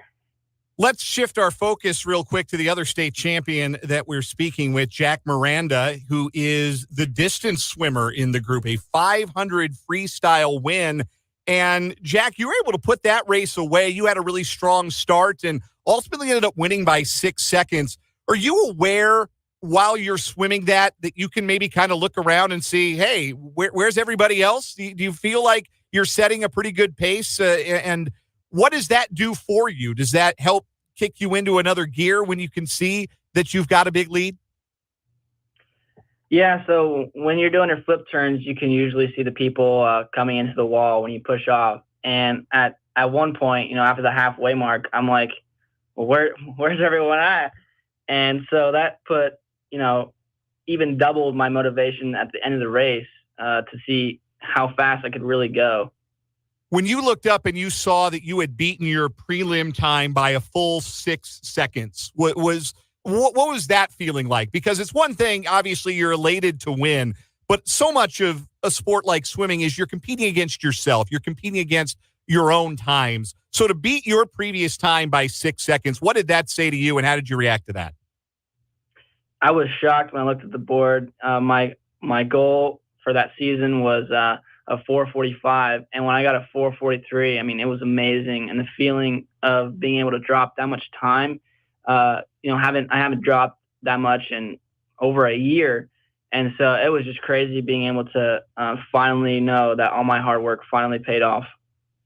Jack, that was your second individual swim. You also had the 200 freestyle and took second in that event. The person who won that event set a 6A meet record in the process, but you put up a personal best for second place. How much did that charge you up for the rest of the day, getting off to a start with a swim like that? Well, knowing that I dropped a second in a 200 free, the amount of motivation and boost it gave me for the 500 was amazing. Like, if I hadn't had done that well in the 200, I don't think I would have done that well in the 500. We are talking to Brogan Meyer and Jack Miranda, state swimming champions from Washburn Rural. They are our Lewis Toyota High School Athletes of the Week. Brogan, I want to shift back to you. What was, and I'll ask both of you a theme, a variant on this question. Going into this season, was the goal always to win a individual state championship, or what was the point where you felt like you had a realistic shot of bringing home some individual gold? I mean, coming into the start of the season, there was a lot of questions. I mean, a new coach, a lot of new swimmers, not just incoming freshmen, but a lot of sophomores who joined the program, a few seniors actually.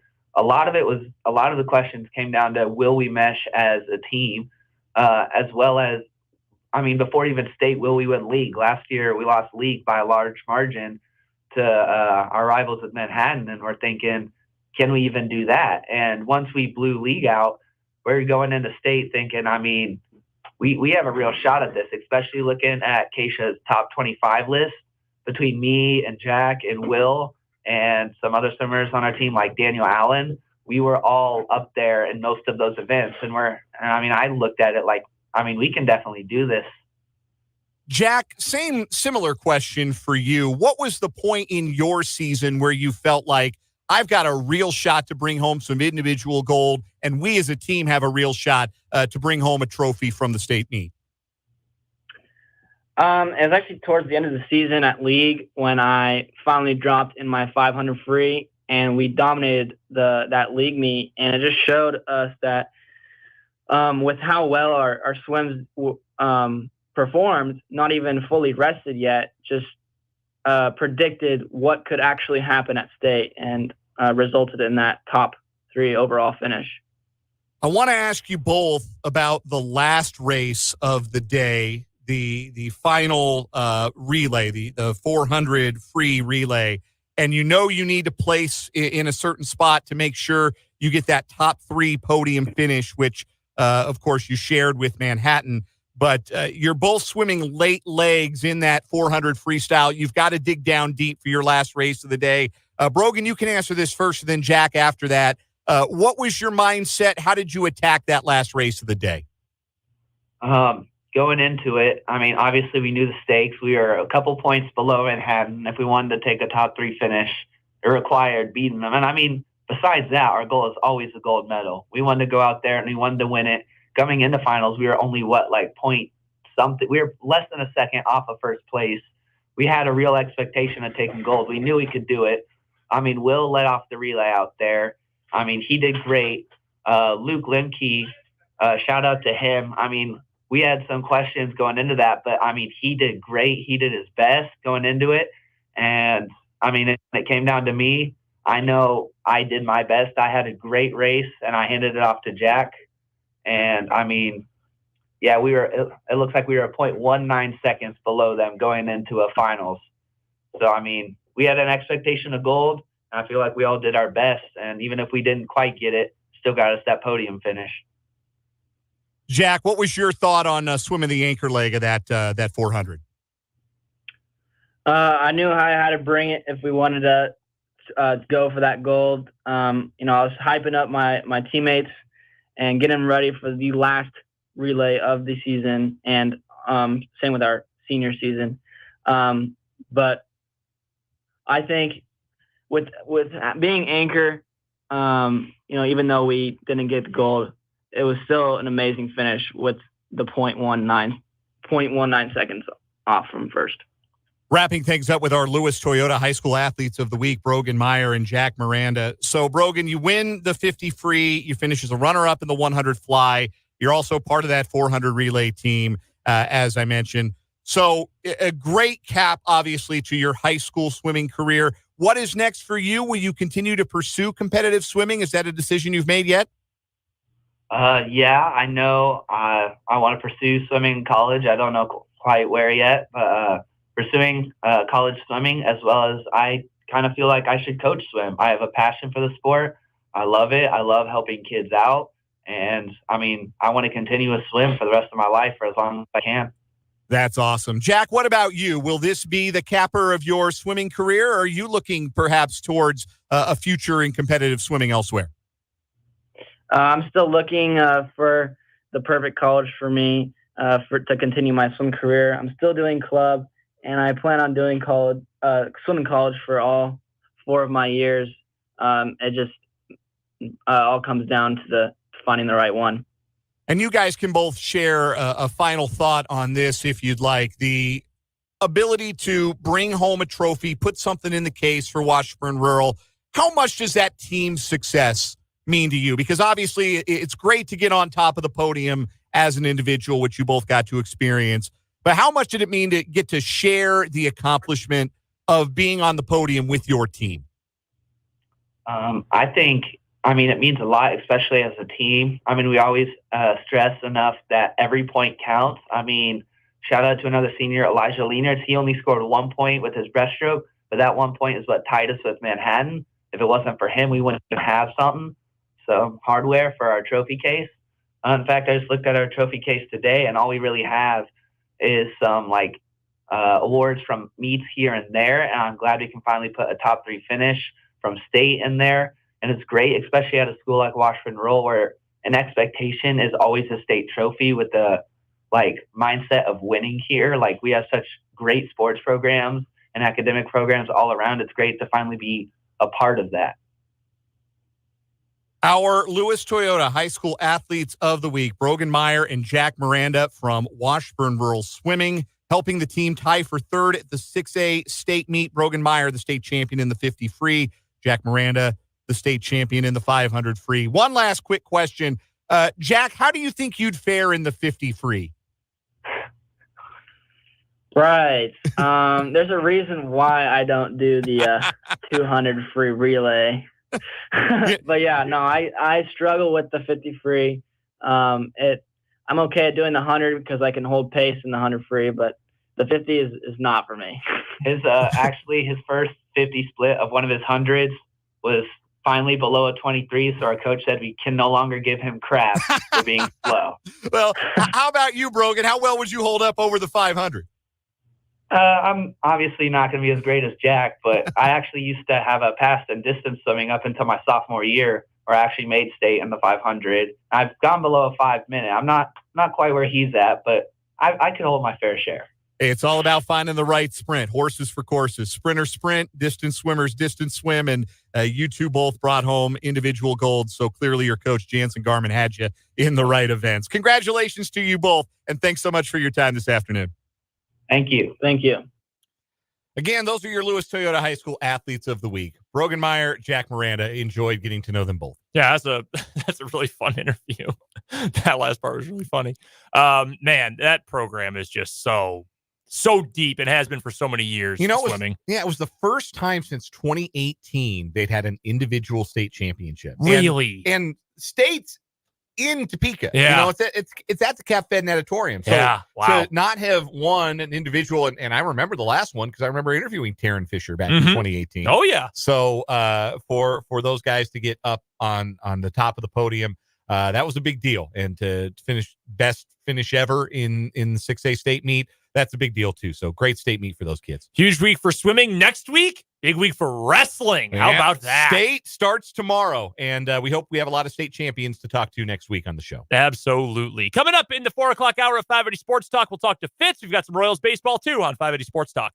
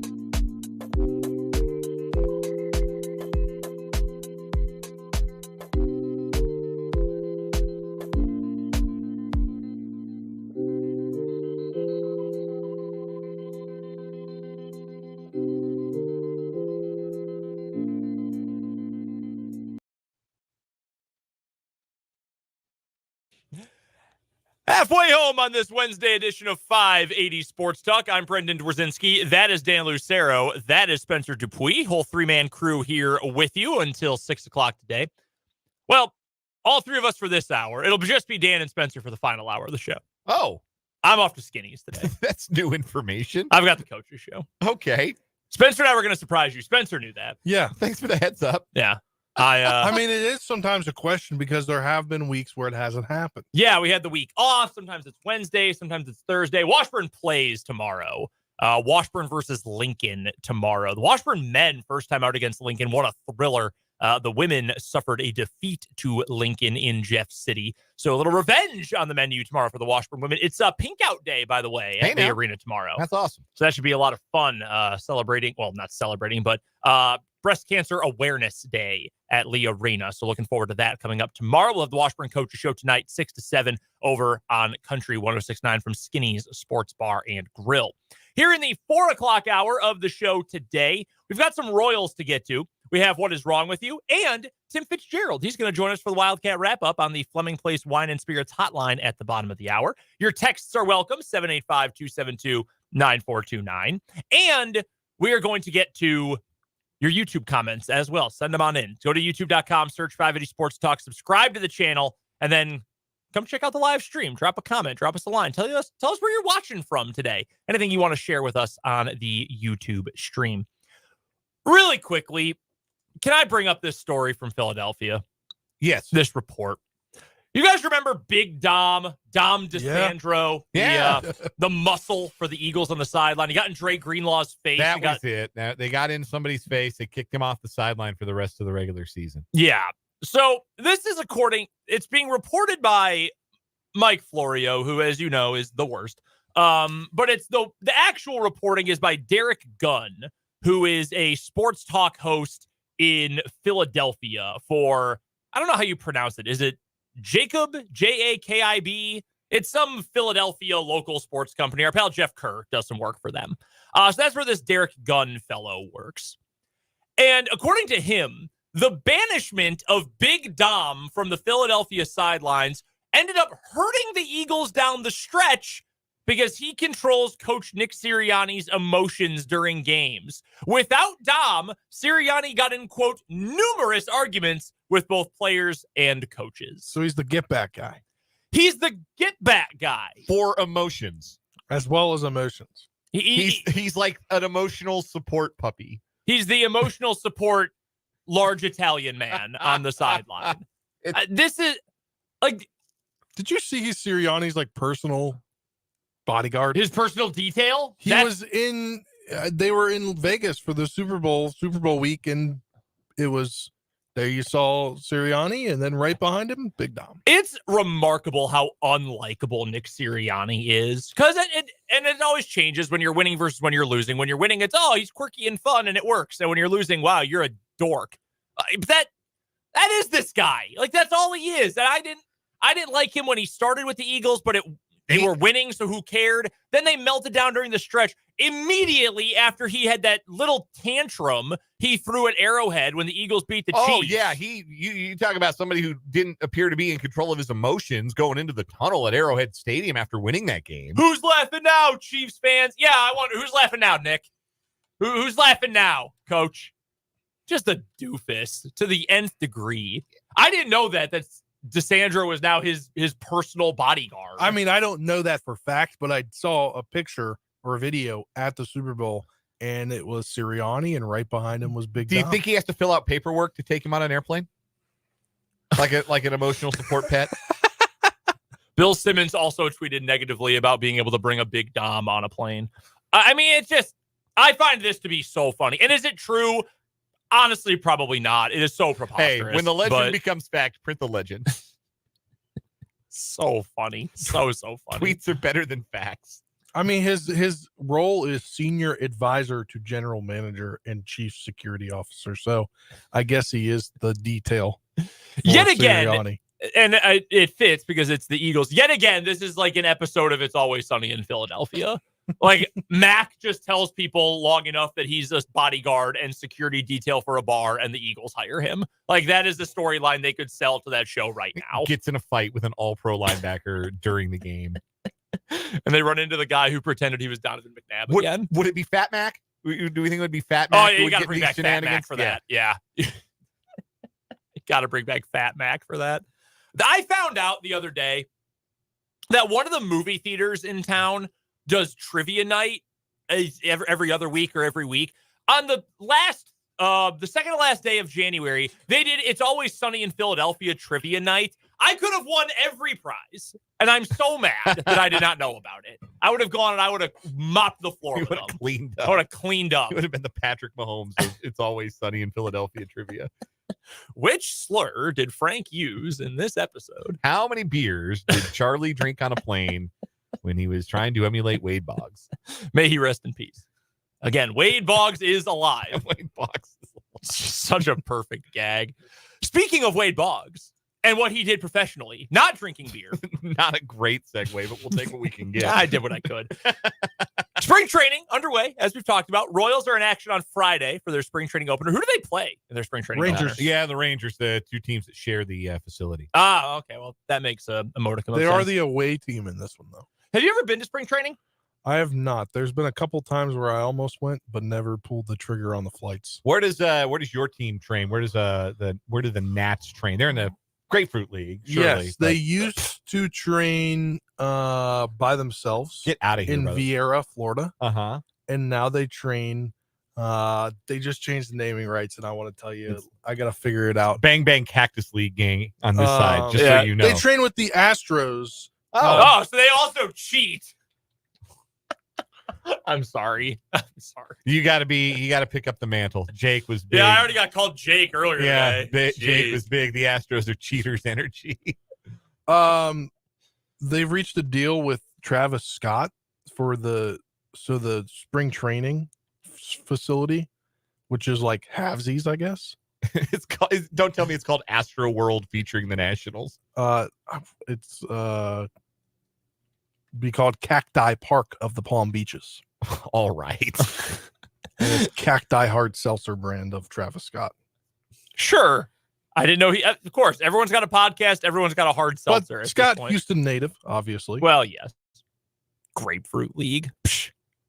This is all about the Cactus League. Yeah. But yeah, so they I believe we in and out on our way to the stadium. Yeah. So they share a home with the Astros. So we know who's going to pitch. Which was also weird after the Nats won the World Series. Series. That is a little awkward. Against the Astros. We know who's going to pitch. Yeah, it'll First be Daniel Lynch in game 1, if I'm not mistaken. Daniel Lynch the fourth. I forgot that yes. he asked at the end of last year. Yes, please refer to me with the honorific. You know where I stand on juniors, right? Like, I didn't know your dad. Yes, if I don't know your daddy, I'm not calling you junior. Like, sorry to Kevin McCullough and DeJuan Harris and every KU player somehow this year. Like, yeah, KJ too. Yeah, I'm sorry. I don't know your dad. Your dad, like, Jameer Nelson Jr.? Yes, absolutely. Jameer Nelson Jr. is necessary. Respectfully, if I did not know your father, I am not going to call you junior, just like as a matter of course. But if at least Kevin McCullough's dad was a college athlete. Like, he played at Tech. Like, we don't call Patrick Mahomes the second.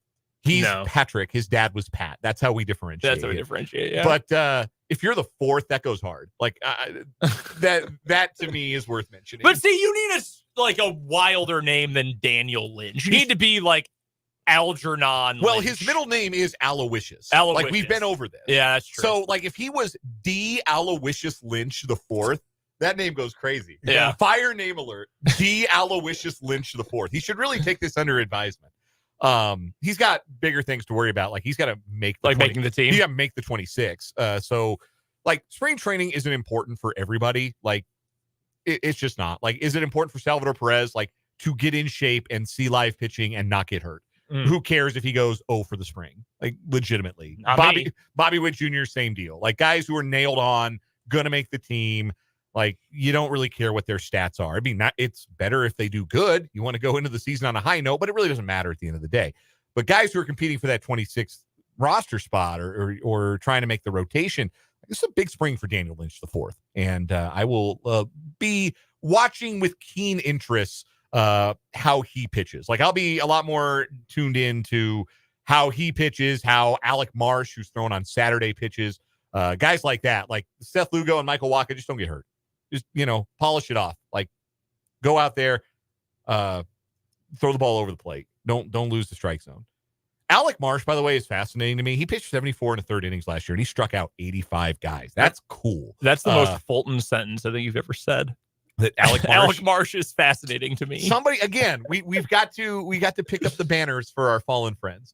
And I will be the weirdly optimistic about the Royals guy until they lose one single game, and then I will talk about taking a toaster with me into the bathtub. The Fulton caster. I'm so excited for the return of Fulton's tweets. Third inning, 1-0 Royals trail. I hate it here. Seth Lugo gives up a 2-run bomb. I hate it here. Alec Marsh struck out 85 guys in 74 in the third innings last year. Mm-hmm. That's 10.3 Ks per 9. That would have ranked him tops on the team among pitchers who threw as many innings as he did. So, like, that legitimately intriguing. Problem. He also walked 39, which is close to 5 batters per 9. That's not what you want. Nope. And he gave up 16 home runs in those 74 in the third innings. And that's definitely not what you want, especially pitching at a pitcher-friendly ballpark like Kauffman Stadium. So, like, there's some stuff there. He's got to keep it in the ballpark. He got to locate it a little better. But there's an intriguing arm there with Alec Marsh. Like, that's another guy I think the spring is important for, because the Royals don't have a ton of guys with that kind of strikeout potential. So, the nice thing about the Royals is before they made all the moves they made in the offseason, you were going into 2024 thinking, man, Alec Marsh better figure it out because he's going to have to start 30 games. And this year it's like, well, if he's their 7th best starter and he's chilling in Omaha and can work on some things down there, and, maybe they need him when Michael Wacha inevitably hits the DL for a couple of weeks in July, because that's Michael Wacha. He doesn't make 35 starts. He'll make 25. They'll be pretty good, but he's not going to make 35 starts. So who's going to pick up those 10 starts? If it's a guy like Alec Marsh, you feel a little better about that than feeling like, oh my God, he has to make a leap or we're going to lose 95 games again. That's the difference. Yeah. That's why we look at this Royals season with a little bit more optimism coming in than prior seasons, because they've raised the floor so much. It's not that the ceiling is so much higher, but the floor is so much higher. 100% agree. We talk about black holes in baseball usually when it comes to the lineup, right? Like, the Royals for years have pretty much been 6 through 9. It's just black hole after black hole. Like, no one can hit, no one gets on base, there's no power, there's no anything. I think the same can be said, though, for spots in the rotation. And one of them is still occupied by a black hole, as our pal Christopher points out on YouTube. A reminder that Jordan Lyles and his 520-plus career ERA are still in the rotation. Here's my counterpoint to that. Are you sure? Because you have Lugo and Wacha and Singer and Reagans. Mm-hmm. And then that 5th spot, I really believe, like, if Daniel Lynch IV or Alec Marsh has a good spring, Jordan Lyles is your swingman.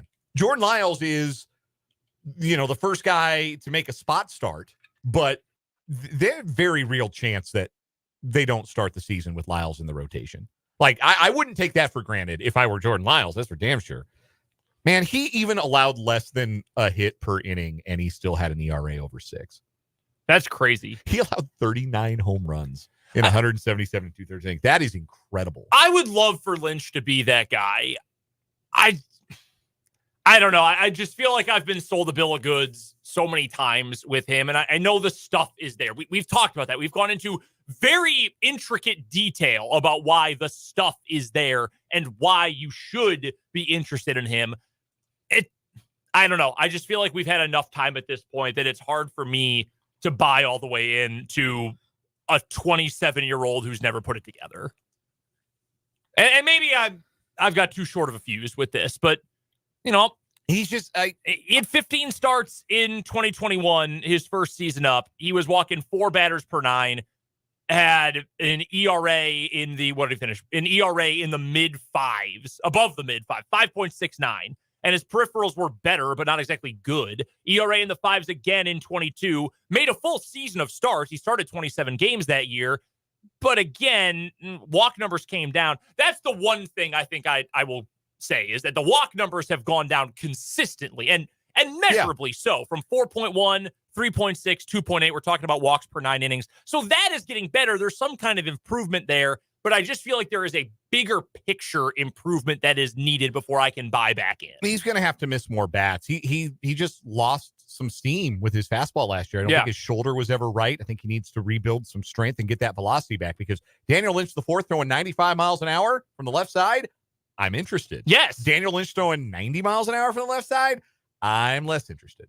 So that's going to be the real tell, I think, for Lynch as he takes the mound is, okay, how hard is he throwing? Like, velocity is not everything, but the velocity is what made Lynch a prospect in the first place. Not that he was throwing like 100, but he's got to be in the mid 90s if he's going to miss enough bats to be a viable rotation option. So if I'm a Royals fan, Christopher, if I'm you, I am rooting very hard for a good spring for Lynch or Alec Marsh or somebody else, so that when they announce the starting rotation, well, first of all, the way the schedule's broken down, they're not going to need a fifth starter for like a couple of weeks, probably, just because of the way the off days typically fall, although weather can always throw a wrench in that. But the goal should be as few starts for Jordan Lyles as possible. Yeah. Like, you know you've made a mistake, but like, he's been in that swingman role before. Maybe he's a really good teammate. I don't know. Maybe he makes good clubhouse coffee. I got nothing for you there, but the more you can minimize the damage done by him on the mound, the better off you're going to be. And they've set themselves up to mitigate the Jordan Lyles impact this year in a way that I think is a positive. Can you, I'm sorry, I glossed over for a second. Can you repeat your point about the fifth starter and the days off? Just that early on, like, it might be a couple of weeks before they need a fifth. Well, okay, so yeah. I want to make sure I heard you the correct way. Actually, the way the Royals schedule shakes out this year, and Craig Brown actually mentioned this in that piece we were talking about yesterday, this is not a game that is a schedule that is as split up as it has been in years past. So the Royals open on Thursday, Friday off, and then they play the rest of that weekend series against the Twins. After that, they go a full week plus before their next off day. And in fact, they only have 2 off days the entire month of April. So they have that one after the opener, then April 8th and April 18th. So they've actually got a couple of really long stretches. Whereas in recent years, you've gone through, well, shoot, I mean, you don't have to have a fifth starter almost the entire first month of the season. This year, you may end up having to do that. At least, I mean, you can probably massage things out a little bit with that opening day off on Friday. But it is a little bit of a different schedule this year for the Royals. They've heard me complain about it enough that finally they decided to schedule a full month of April. I don't know what month it is this year where the Royals have their incredible number of off days. We've got 3 in May. Remember last year they had a Sunday off? They do this year too. What? Why? Yeah, they play the Cardinals Friday, Saturday. I don't know why that can't be a weekday. Make it, I hate the Monday, Thursday off day thing already. Just, if you have to do it once, fine. Off day Monday, Cardinals Tuesday, Wednesday, off day Thursday, 3-game weekend set. Why is that so hard? Day off on Sunday is wild. It sucks. It's dumb and it's bad and I hate it. I'll just leave it at that. It's dumb and it's bad and I hate it. Anyway, other Royals news today, they're going to have a QT patch on their arm. I need to know your joint opinions on this. My Twitter timeline lost its mind today talking about this. Oh my God. I can't believe they put an advertisement on the jersey. Oh, it's big and red. Yeah.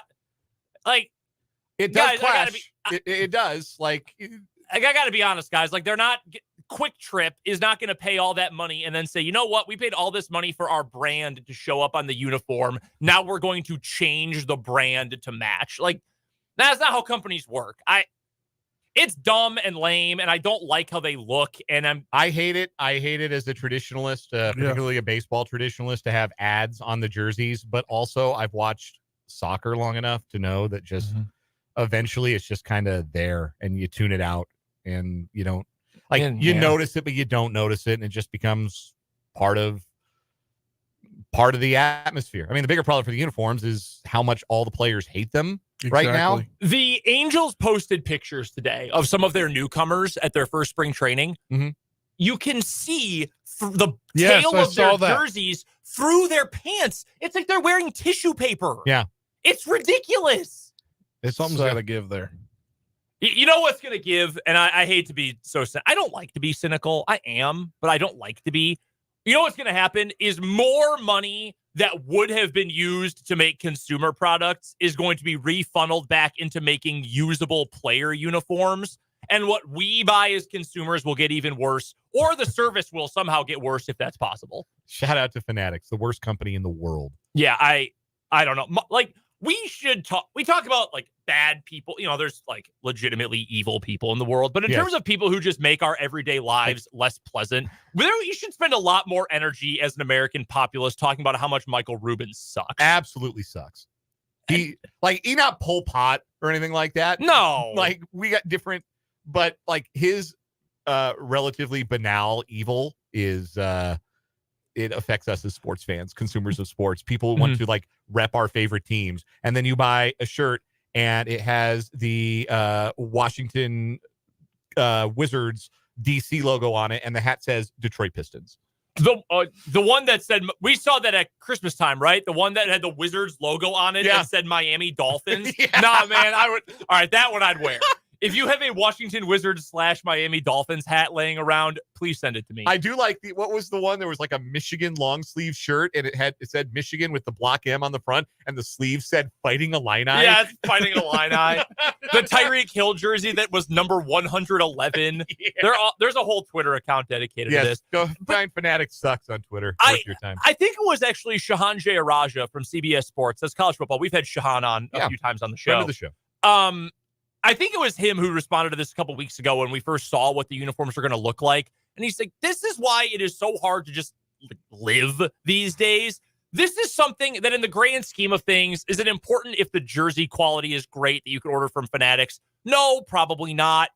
But it's something that was fine and now is suddenly not fine and is just as expensive and even more time-consuming to get because Fanatics is such a crappy company. It's more expensive. Yeah, more like expensive. The new MLB jerseys cost like $40 more. If you want to buy like a Bobby Witt Jr. jersey right now, you're going to spend $40 more on a worse product where the only thing stitched on is the Nike logo. Everything else is heat-pressed like your Little League uniforms.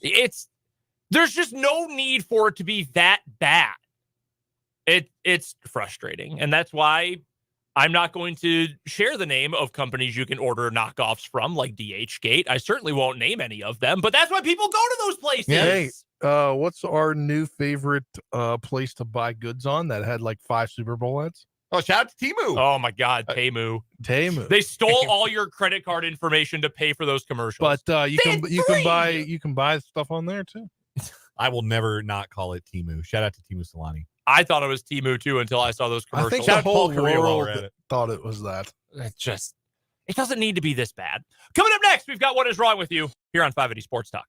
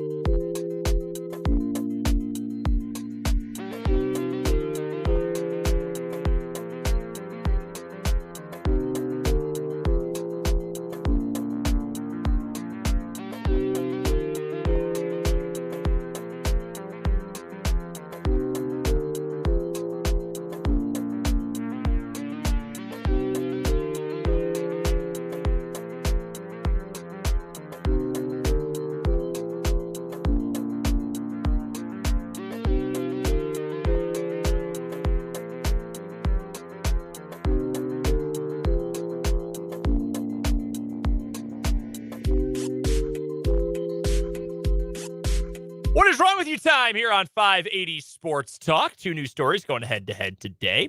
Trying to take down our weekly champion. Go ahead. The guy who wore a kilt to a couple of antique shops in Texas and wore the kilt for the express purpose of having easier access to his rectum, where he's put a bunch of things and then put them back on the shelf. That's the word. And walk out with it, dude. Like, it's yours now. Yeah, at that point, just pay for it, big dog. Like, or just steal it. They probably won't even ask you to pay. They'll probably just ask you to leave. Yeah. It's just. I would imagine. What did they do with the products afterwards? Burn the store down. They were destroyed. The products were destroyed. Light it on fire. Exactly. I did set a show record yesterday for most times saying the word rectum. Might never be broken. Yeah. I put that one on the board. Our 2 news stories today are brought to you by Top City Metal Supply. They cut the metal you need to your specifications, which saves you time, money, and material. Never settle when it comes to metal with Top City Metal Supply, found on South Topeka Boulevard, halfway between Frito-Lay and Forbes Field, right here in the capital city. My story today is going to take us to Volusia County, Florida, where a man found himself behind bars after he stole an Amazon delivery van in Ormond Beach and took it for a joyride. The sheriff's office thought this was really funny. They started their social media post about the arrest with, "Is your package late?" We meet Matthew Hoftalling.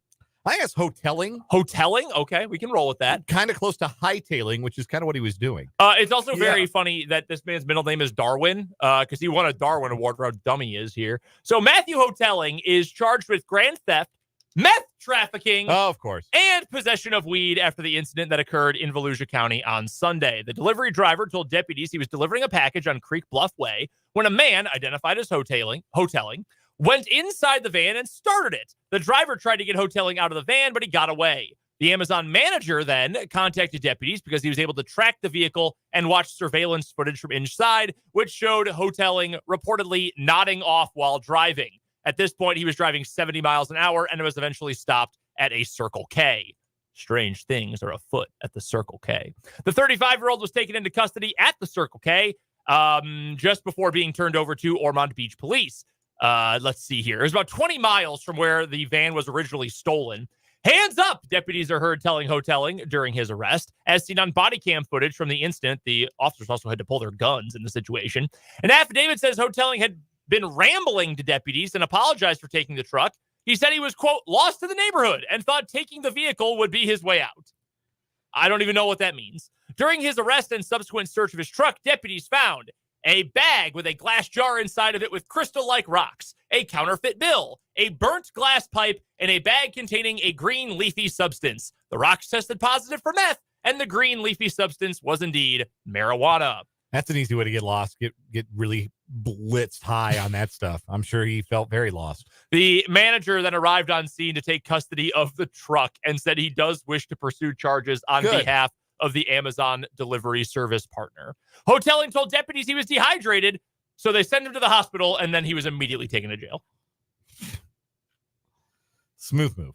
So he was high on weed, high on crack, on cocaine, or on meth, excuse me, not crack, on meth. We don't know. He didn't have any of that on him. That's true. He did have a pipe, and stole a truck, fell asleep while driving it, really ran the gamut of things you cannot do here. Yeah, that's tough. Meth, not even once. Not even once. We go to Huntington Station, New York for my story, and we meet 3 bandits who made off with over $600 worth of Haagen-Dazs ice cream from a 7-Eleven last week. Andy?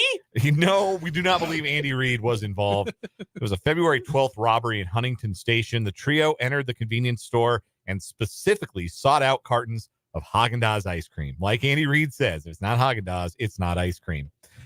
A total of $640 worth of Haagen-Dazs was stolen, an amount that would easily equate to dozens of containers of ice cream, and then they left. No injuries were reported. They appear to have gotten away with it, at least for now, but there are pictures, and if you have any information about the ice cream bandits, you can contact Suffolk County Crime Stoppers. Are they going to resell it? I don't Put know. it in the deep freeze? He really wanted some ice cream. I guess. What flavor was it? We don't have any idea. Just know it was Haagen-Dazs. It was their whole stock. Yeah, every flavor. All right, real quick, who's your winner? The ice cream thieves or meth guy? I love the nonsensical nature of just showing up to steal $600 in ice cream and fleeing the scene. Yeah, like, what went through their heads? To be fair, that's like 10 containers of Haagen-Dazs. That stuff ain't cheap. That's true. That's true. Not that especially at heavy. a 7-Eleven. Hopefully they got it home enough to like get it back cold. Yeah. You know, like assume these guys aren't on meth. they running like a trafficking ring. So they're like a black market fence Haagen-Dazs. All right, we'll go with that one to win today. Nah, it doesn't beat Ass Guy. It does not beat Ass Guy. What is Wrong With You is brought to you by Top City Metal Supply, found right here in the capital city on South Topeka Boulevard. Tim Fitzgerald's up next on 580 Sports Talk.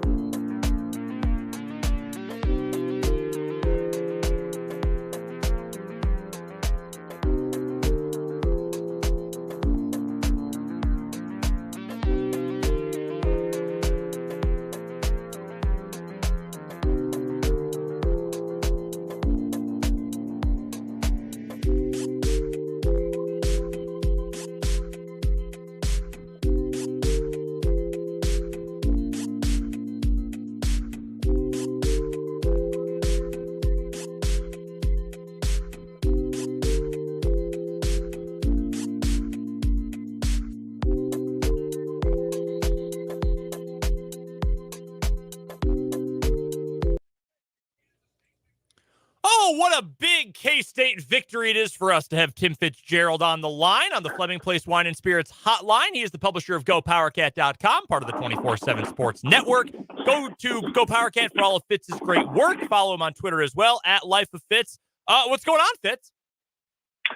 Big victory or words not spoken much parts right now. Yeah. All right, let's just dive right in. Let's plug our nose. Let's dive into the deep end. What can be done? What can be done at this point to fix what is a good defensive team? Top 25th, top 25 in the country in terms of defensive efficiency, at least per Ken Pom. But this offense fits. I mean, this feels like late stage Weber era offense right now, and that is not a compliment. No, it's not. And you're right. And it's not because the desire isn't there. It's just they're not very good offensively. And, you know, we've talked about the inabilities to dribble and pass at the level you need, the kind of foundation to your game you need to have. But I don't think what they're trying to do is ideal for these guys. I think last year, when you had some real creators on that team, it was good for them. But right now, this team isn't in the same kind of position athletically or with the advancement of some of their games to just kind of run the simple sets they're running and try to create off of it. They don't have enough movement. They don't, like I said, they don't pass it well. And they certainly don't dribble it well enough to be driving to the hoop on a regular basis like Marquise Noel was capable of doing.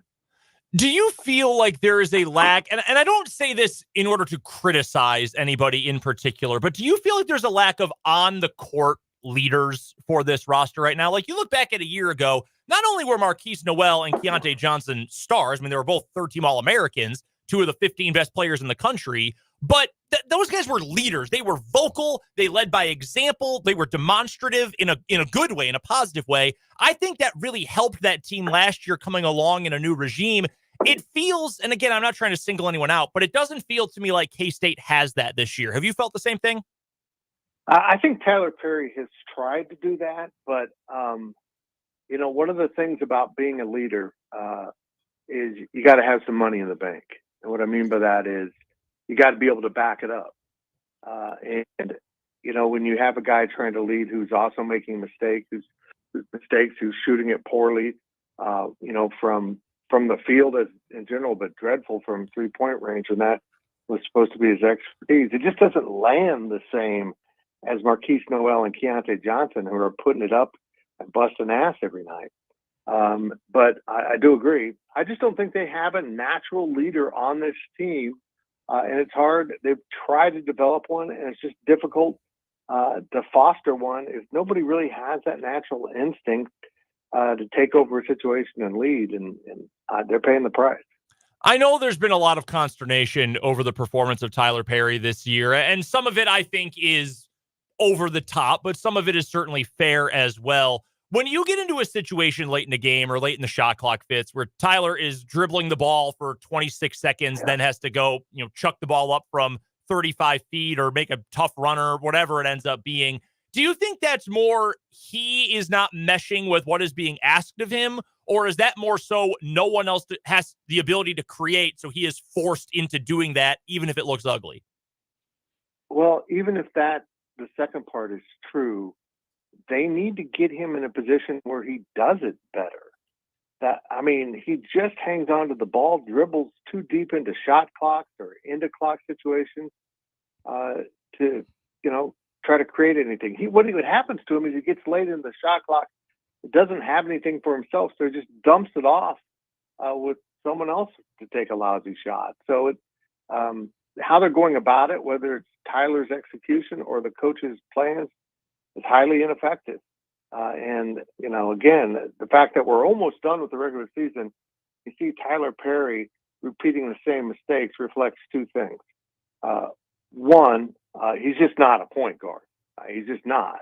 He doesn't know how to share the ball and create like a point guard needs to. And two, the coaches haven't fixed it, whether they're incapable of or haven't really dug in. They've got enough other things they're trying to work on than shot clock situations, but it needs to be fixed. And I think the only fix would come with new players next season.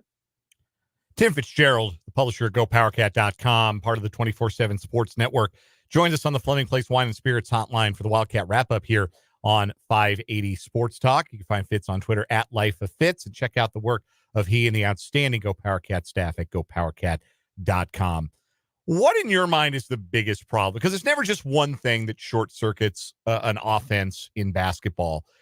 I don't necessarily believe it to be the scheme. Maybe you disagree, but is it scheme? Is it lack of a point guard? Is it that the bigs don't really produce a lot on offense? Is it difficulty shooting? They're dead last in the Big 12 from behind the arc, so it wrecks your spacing. What's the one thing to you that stands out as, boy, things could at least look a little bit more passable if this were better off? There's again, I keep coming back to this. Just there's simple fundamentals of little basketball things. I looked at a play. I sat there and watched it as Day-Day Ames dumped the ball in. I believe it was to McNair in the low post. He's working the side of the lane and got it in there. And Day-Day's main man sags off of him to be able to give help, and now is splitting the difference in between. Day-Day never moved a step that entire time to kind of free himself up from his man, make his man adjust, or to find space where Will could dump it back out and maybe get off a cleaner 3-point shot than they normally do. Just little things like that just aren't clicking with this team. But boy, I've seen so many bad passes that didn't need to be bad passes because they were poorly executed, but they either lead to a turnover or waste like 5 seconds in recovery time on a shot clock that's already running late. So just little things have added up to this team to the point where how they're in games at the end amazes me. That's how good their defense is, because everything else, they waste so many possessions They don't value the ball. They don't value scoring opportunities in the way you need to consistently win. But they get to hang around an awful lot, which goes back to Brennan's first point. It kind of feels Bruce Webberish. Jerome Tang was a little more upbeat than you might have expected following that Texas game, even though they were close at the end. That never felt like a game K-State was going to win. But Jerome Tang struck a positive tone, says he believes his team is improving. And coaches always have their finger on the pulse. Like, they know what their coach needs. They know what their team needs to hear from their coach, whether that's privately or publicly. Do you think that Tang has struck those right notes, or is there maybe a discordant note coming from the head coach right now?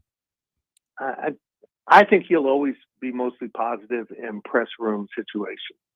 When it comes into a press conference, he's not a guy. He's going to always take the blame because he's in charge. He is a leader, and I think that's just in his nature to find the good.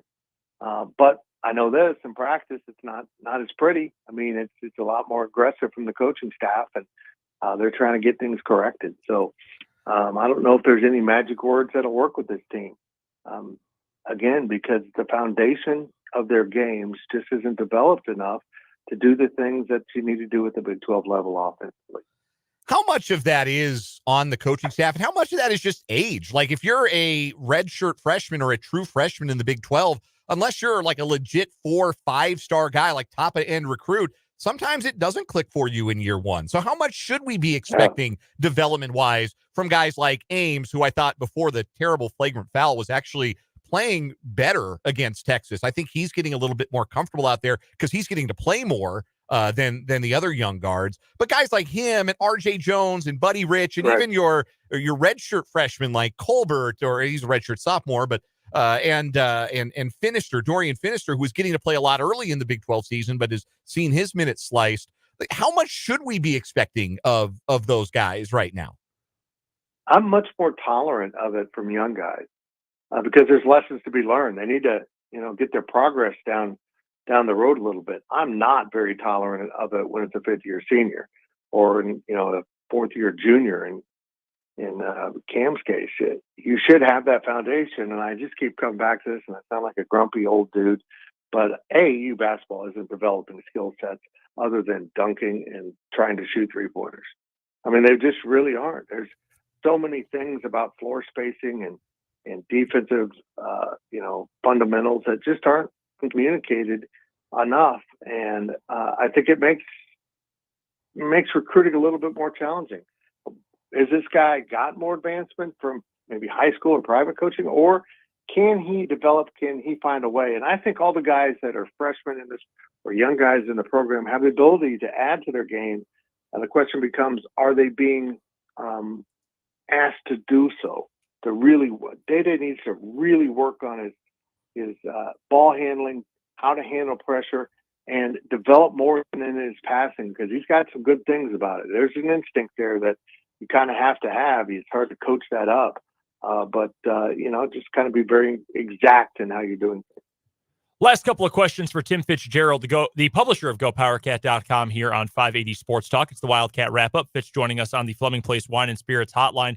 Real quick, Fitz, what is the biggest problem with K-State's posts right now? Dan made a comment the other day on Twitter that it looks like none of these guys have learned how to make a post move on offense. Will McNair, I know there was so much promise early in the year. The last couple of weeks, though, it looks like he's never played basketball before. Like, what is the issue with that group specifically? I kind of disagree with you. I think Will made some nice plays against Texas. But, yeah, once in a while, it's almost with like Will, it's almost like focus disappears. Like he just kind of loses the sense of what he's doing. That sounds odd, I know, but I watched him one time when the ball was coming down the court, and he was just kind of not paying attention to he was underneath the basket where he needed to be, but his player he's covering kind of wandered away, and I swear, he's like, hey, look, butterfly. It was just very odd. I think they're both pretty good. Are they great? Hell no, they're not great basketball players. I think Colbert's beginning to tap into what he needs to do, but both of them cannot stay consistent in anything they do on the court. They have great flashes, and then it's like that for minutes on end. And at times I thought they should go back to David Gasson at the post and, move another guy out there. I don't know what's going on with Michaela Bridge. I need to find out because I think there's been some games where his physical presence, even if he has some breakdowns, is needed and would have helped, maybe helped more than hurt with his experience. But the coaches know what they've got on their hands. They know what they see it every day in practice. And Tim, switching gears here to Midi squad, a big game tonight, pivotal in the Big 12 as West Virginia coming to Manhattan tonight. They're in a three-way tie with Texas for the second spot in the Big 12 standings. How big is this one for Kansas State tonight? Yeah, it is. I don't know if Yoka Lee's going to play. I haven't heard. I imagine the plan is that she would. I think her foot wasn't quite ready at Iowa State. I think we could see that, and then they sat her back down. So I think this team's going to be fine. The key here is just getting her healthy. Certainly having her would make this matchup much more to the favor of Kansas State. Fitz, what is is this I'm trying to word this the right way. Like, what is it looking like in terms of seed line for the women this year? I know there's women's basketball bracketology out there, but what is the most likely outcome you think for this K-State team getting into the NCAA tournament? Oh, I think they'll be on that 2-3 line, unless they make unless she comes back and they just start winning everything like they have been. They might work their way up to the 1 line, depending on what goes on around college basketball. But if you're on that 2-3 line, you're in really good shape. You're going to host a lot of games at home and have a lot of advantages to you, and take on some teams early in the bracket that there's a gap between you and them. There just is. That's the way women's basketball continues to be. The top part seems to be closing up a little bit with the emergence of an Iowa and a Kansas State, some of these not named programs in women's basketball, but there's still a pretty giant gap from the middle of the game to the upper echelon.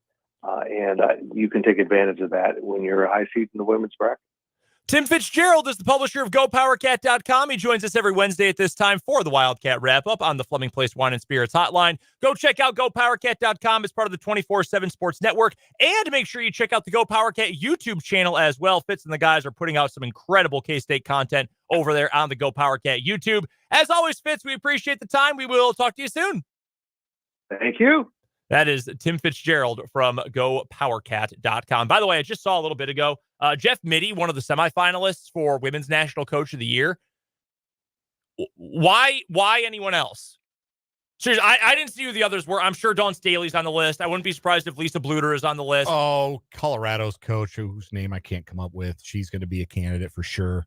Great seasons for all of them. K-State has been this good for the first time ever. J.R. Payne, see you, coach. With not having an All-American for a large portion of the season. Give Mittie the award. There's no question in my mind. 1 hour left of 580 Sports Talk, and we'll get to our headlines coming up after the news.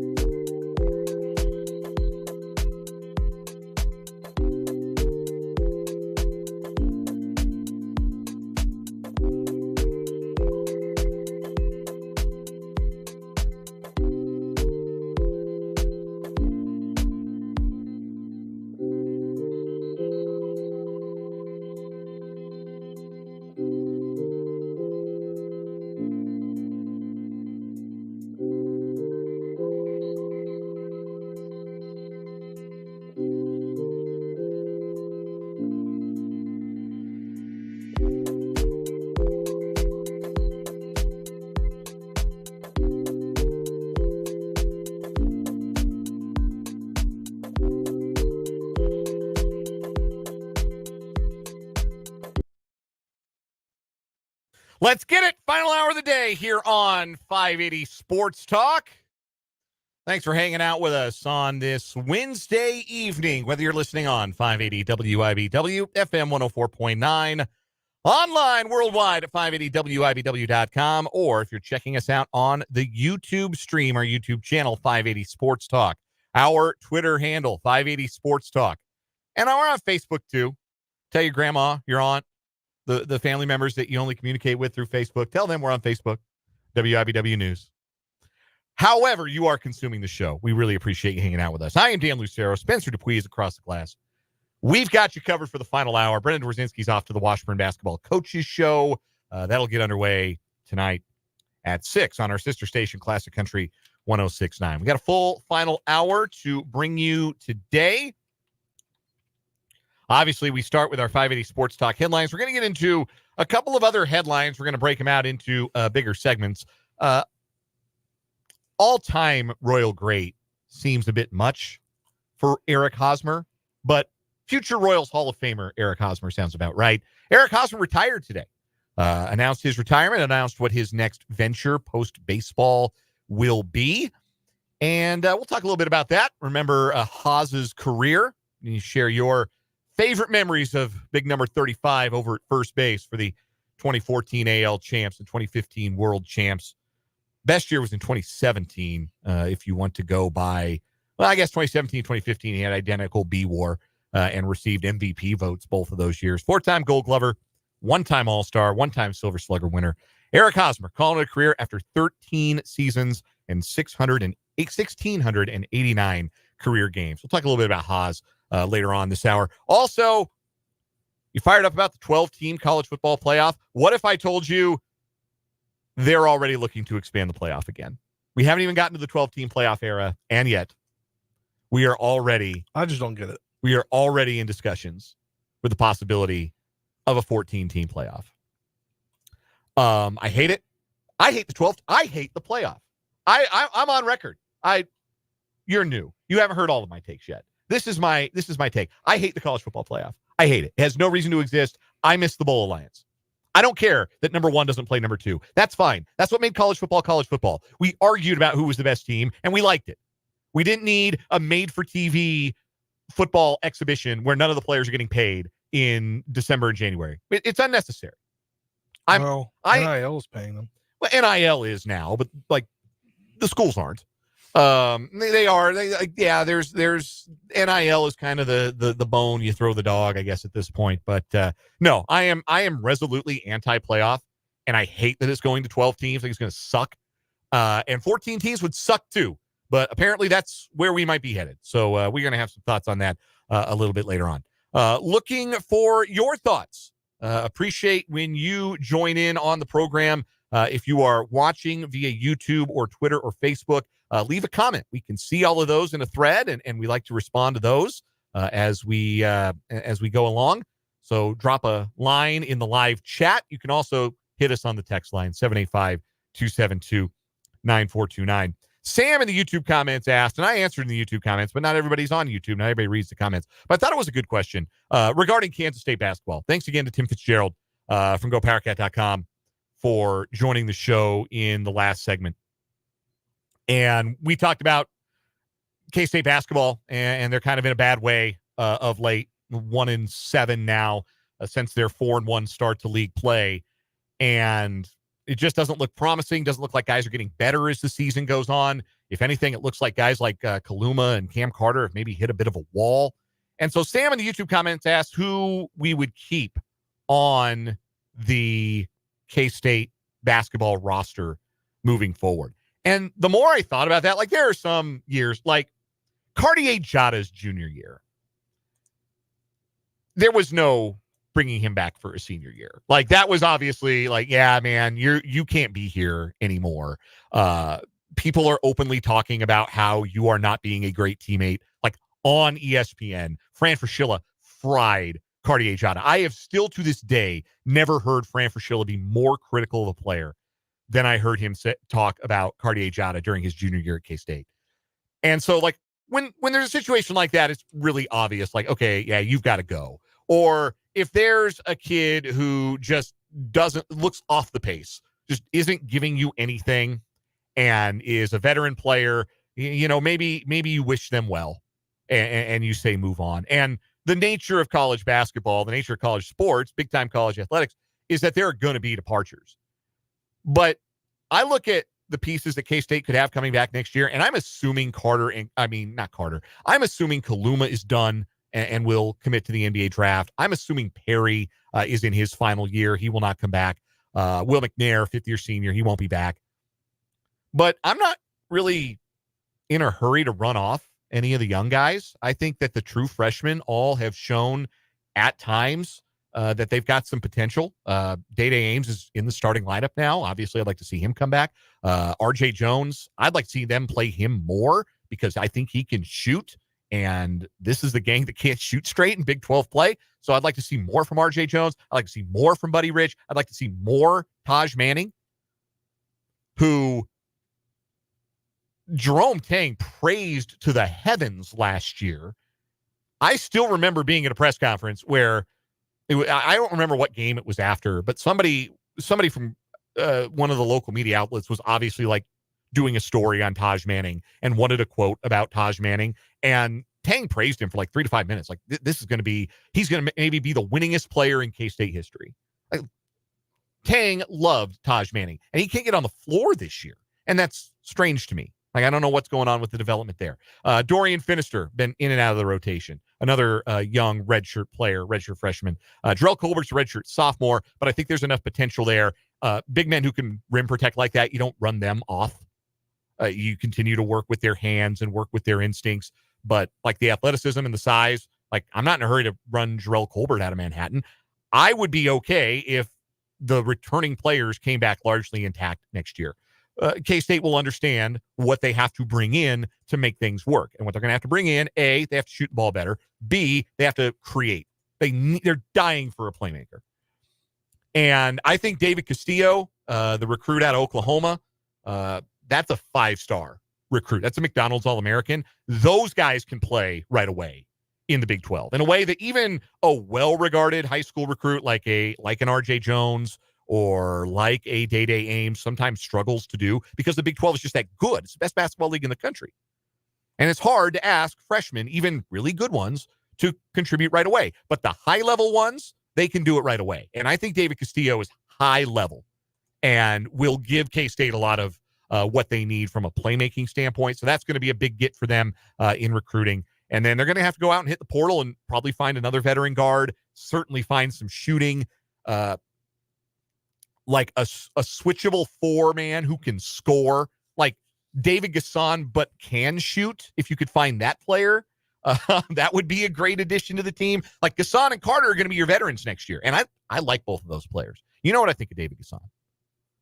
And I think Cam Carter has genuinely improved. I think he's wearing out a little bit with his minutes increasing. I think he's starting to hit a bit of a wall. He struggled the last 2 games out. But I like both of those guys. And I think that the freshmen, to me, the young guys, I wouldn't be in a hurry to run any of them off. So I don't think that K-State's going to need a complete and total roster overhaul. They're just going to have to develop the young guys that are a part of their program. And as a texter reminds me from the 75, Quest Glover could return next year. He's going to have a medical hardship year if he wants to use it. K-State really could have used him this year, but that would be a nice veteran guard to have to go with sophomore Ames, sophomore Jones, redshirt sophomore Finister, and certainly freshman Castillo, who I do think is going to be an impact guy right away. Anyhow, appreciate the question. Keep them coming. Text line 785-272-9429 and the YouTube live chat as well, also available to you if you're streaming the show on Twitter or on Facebook. Want to get into some headlines, Spencer? Yeah, let's do it. All right. I had to wake you up, but we're ready to go. Let's do some headlines. Biggest headline of the day, by far, Florida is joining the Big 12 Conference. Oh, my gosh. Florida, the Florida Gators, they are joining the Big 12.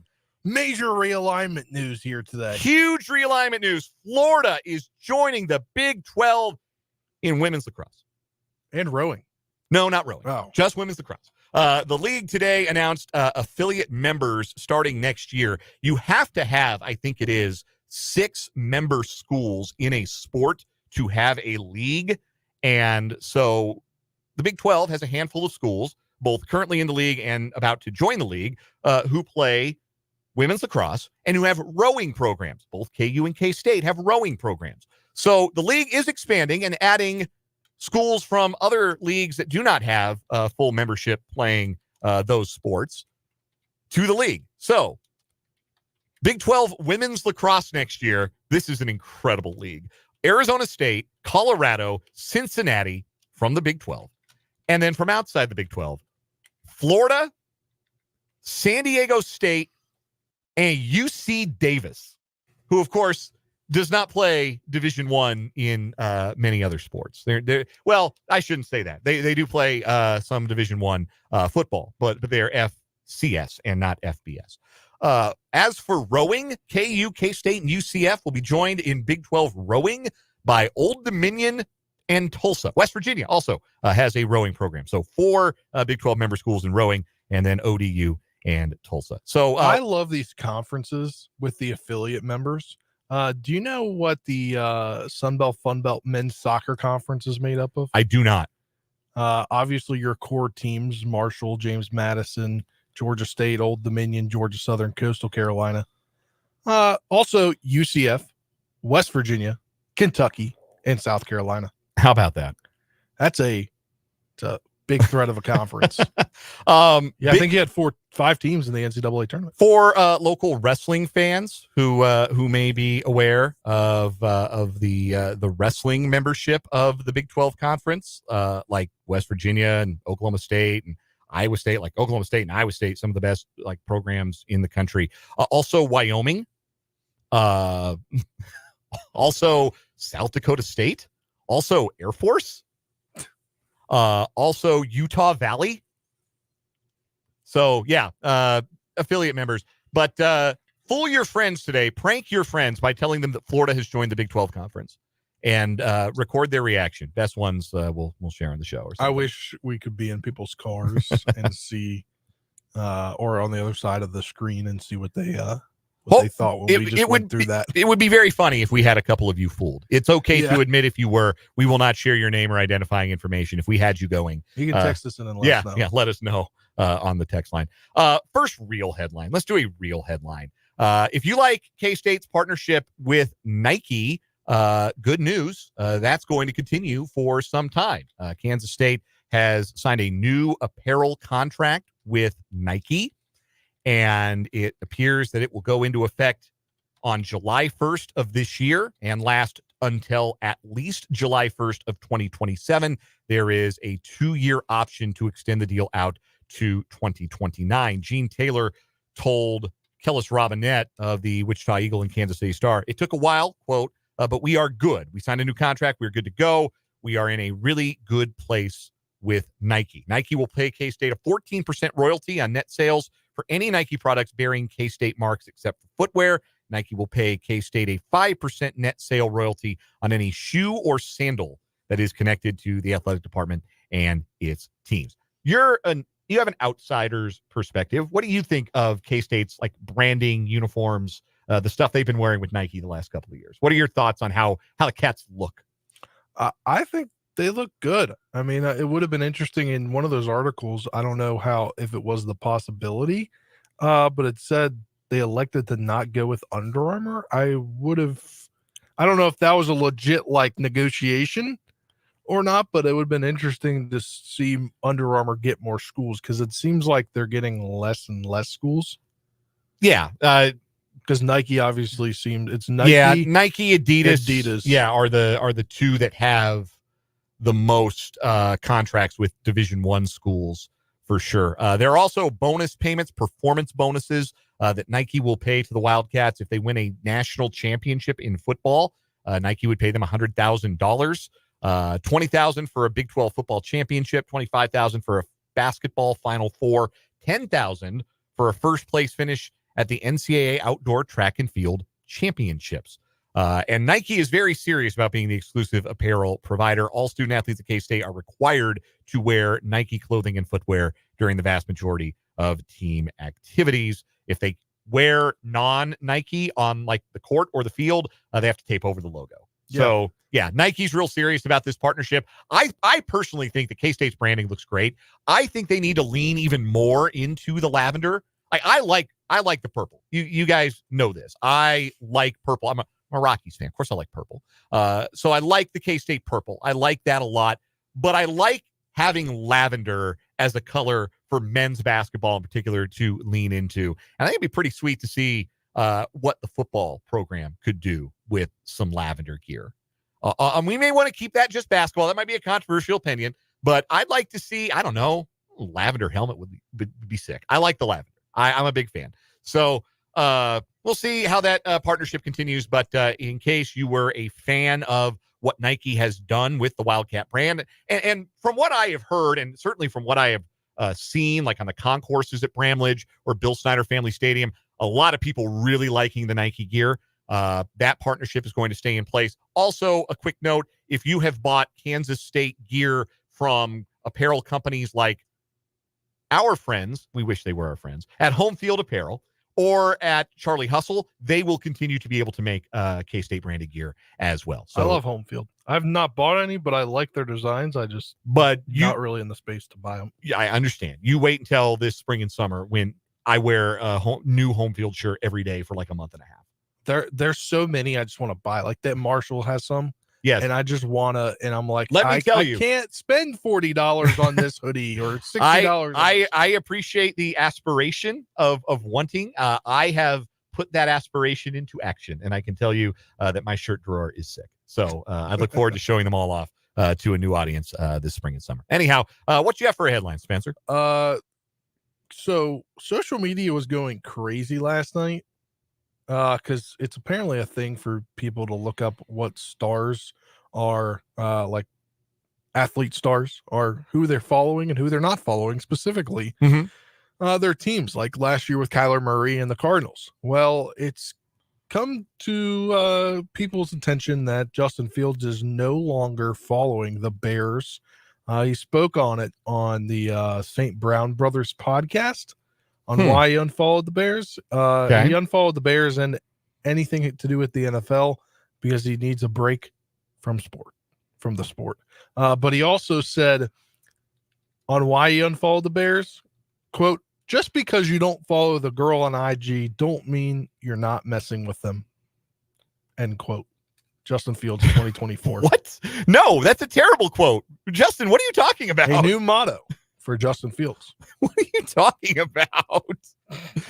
Just because you don't follow the girl on IG don't mean you're... No, man. Like, no. What? If I hadn't like accepted my wife's friend's request on Facebook when we were dating, she would have thought something was up. Yeah. That's ridiculous. Preposterous. We had a texter earlier in the day that pointed towards this story. Apparently, there are a lot of people going out and saying, Josh Allen doesn't follow the Bills on social media. And they've typed Bills with one L into the search bar, and it shows no users found. Or like Bengals is misspelled looking at Joe Burrow's Instagram. That is extremely funny to me. Yeah. That I don't know. I think you can make a lot of this like, oh, no, Kyler Murray stopped following the Cardinals. Who did he play for last year? He played for the Cardinals. Like, I also think, though, that Justin Fields can read the writing on the wall. Like, have you heard anything that isn't the Bears are taking Caleb Williams 1-1? I have not. So, like, that's happening. And I think... Although I've heard these ridiculous trade rumors where the Commanders are going to do the RG3 trade thing again and go up, and this is just one spot. Move up one spot to get Caleb because Cliff Kingsbury. Sure. It's ridiculous. Yeah. They would and indeed, I'm pretty sure be trading back the draft capital they got for trading Montez Sweat. That doesn't sound very smart. Nope. That doesn't sound very smart at all. Let's get to another headline here. You may think as a sports fan that you do not have power, that you just have to kind of accept what happens to your favorite teams and your favorite sport. And I am here to tell you today that that is not the case, that you can make your voice heard, that you, the collective fan voice, can have power.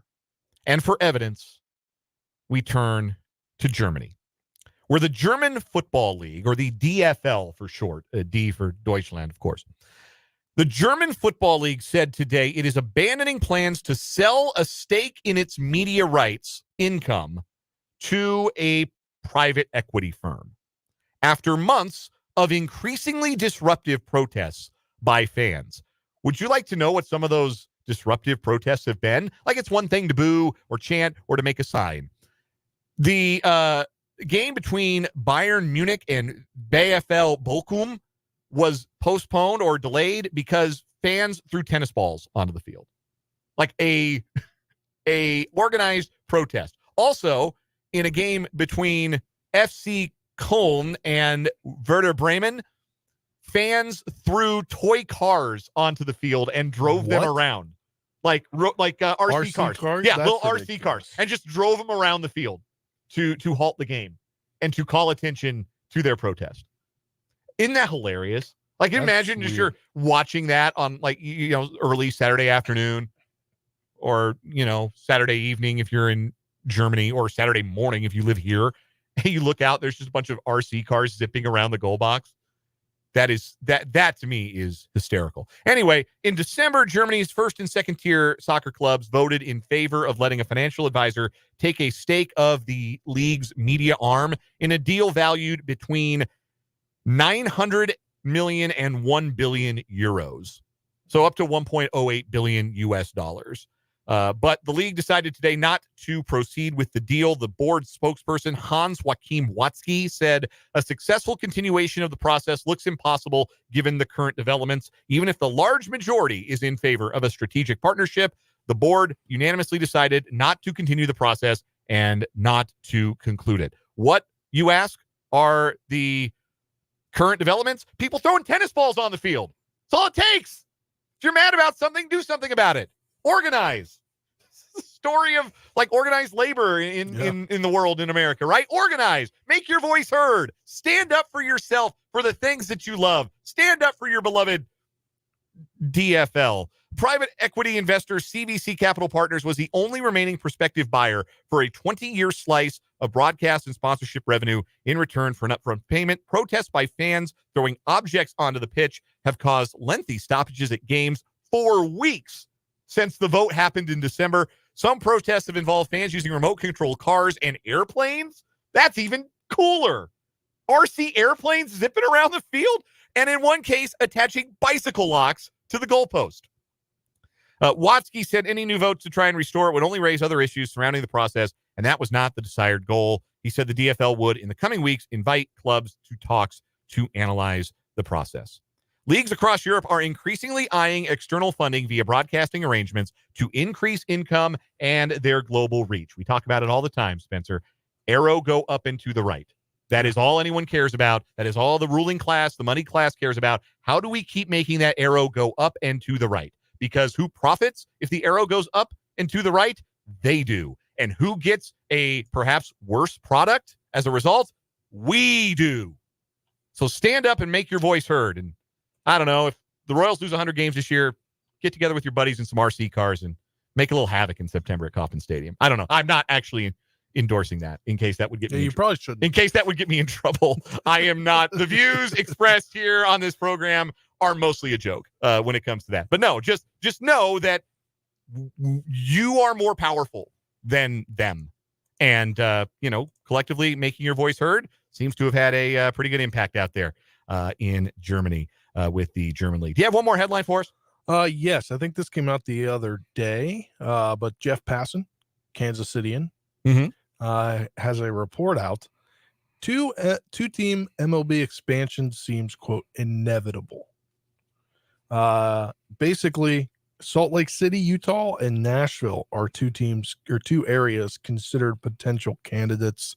Also, there's rumors swirling around that when the A's leave Oakland, they want to put a team back in Oakland, which doesn't make any sense at all. Well, because it's horrible out there. Well, the ballpark is horrible. Yes. Like, Oakland Alameda County Coliseum is no place to hold a sporting event at this point. The fans care, man.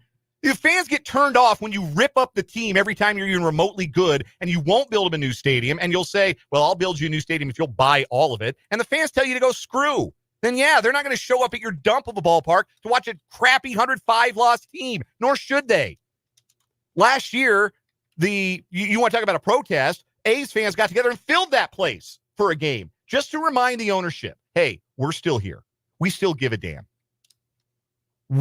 Oakland can still be a great baseball city if you let it be. And John Fisher has no interest in that. He wants a new stadium. He wants it to be paid for by public money. And if he doesn't get in Oakland, he's going to go take it to Las Vegas. Which Las Vegas doesn't even want. Las Vegas doesn't want this. Nobody wants the A's because nobody wants to deal with John Fisher. Has he considered briefly that it's him? Hi, he's the problem. It's him. That's the issue. Now, there will be expansion, Major League Baseball expansion. I think that seems inevitable at some point. I don't know if Oakland gets a team back. I've always would like to see Montreal get a team back because I know they went to D.C. and they're your beloved Nationals now, but I thought that another ownership group that gave them a raw deal that just didn't want to be in Montreal anymore unless the city would buy their stadium for them. And there are lots of other teams now. There's like 6 of the 30 teams that are basically saying, hey, we might move. The Diamondbacks are talking about it now. The Pirates have always kind of leaned in that direction. Certainly the A's. The Brewers have made noise about this. Before the Orioles just sold, there was rumors about Nashville. Yes. So, you put 2 new teams in place, and maybe that keeps everybody else from playing musical chairs with their franchises. Again, like we talked about yesterday, baseball, the economy of baseball, it's in awesome shape. It's in great shape. Nothing to see here. Move along. That's going to do it for our 580 Sports Talk headlines. We're going to take a quick break. When we come back, Eric Hosmer called it a career today. We'll reminisce on the former Royals first baseman after this.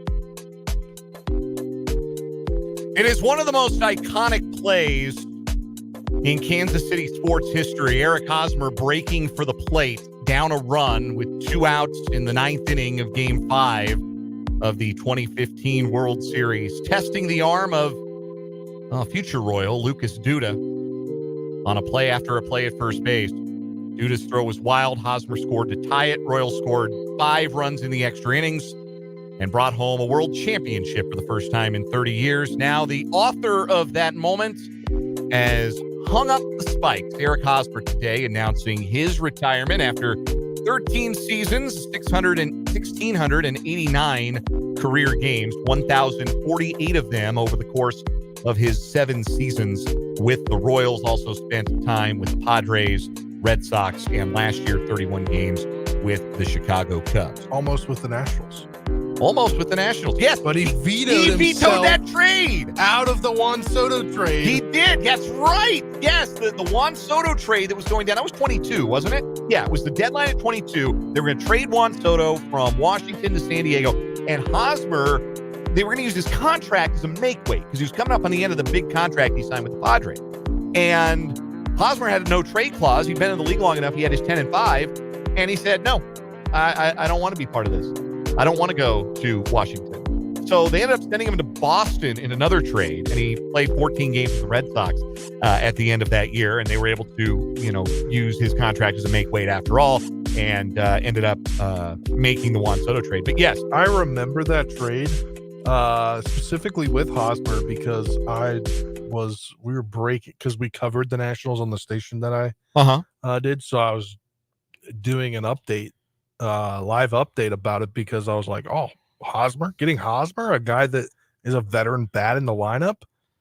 Yeah, he wasn't much of a prize at that stage in his career. Though, to be fair, at the time of the trade, he was hitting 272 at a 111 OPS plus. Like, he was having an okay 2022.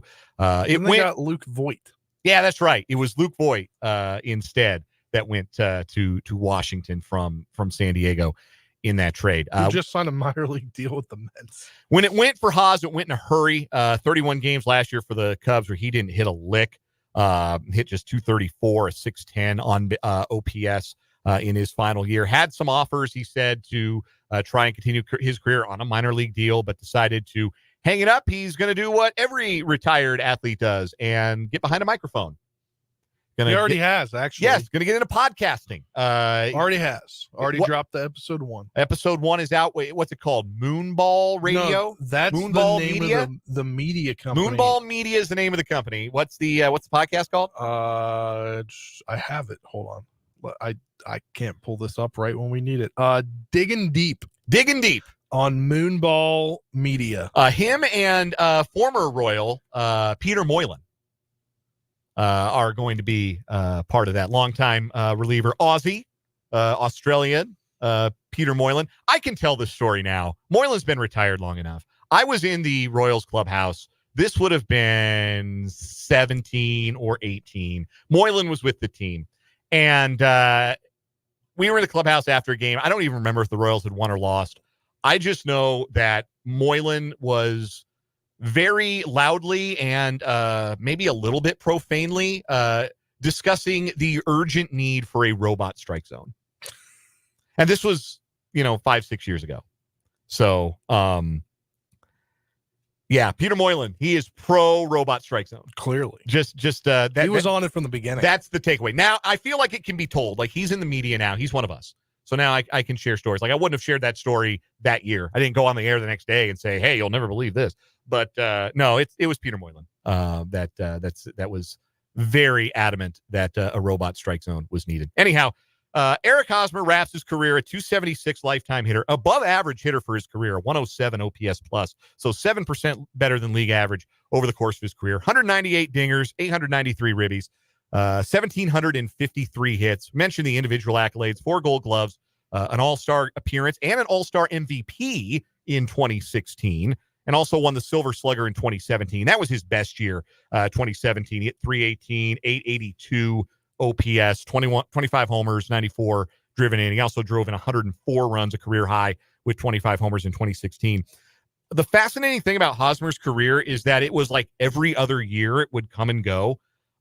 You look at his wins above replacement as a player and as an everyday player. So up through last year, 1.4 wins above replacement his rookie year, then negative 0.5, 3.4 in 2013, 0.8 in 2014. Though goodness, did he come alive in the playoffs?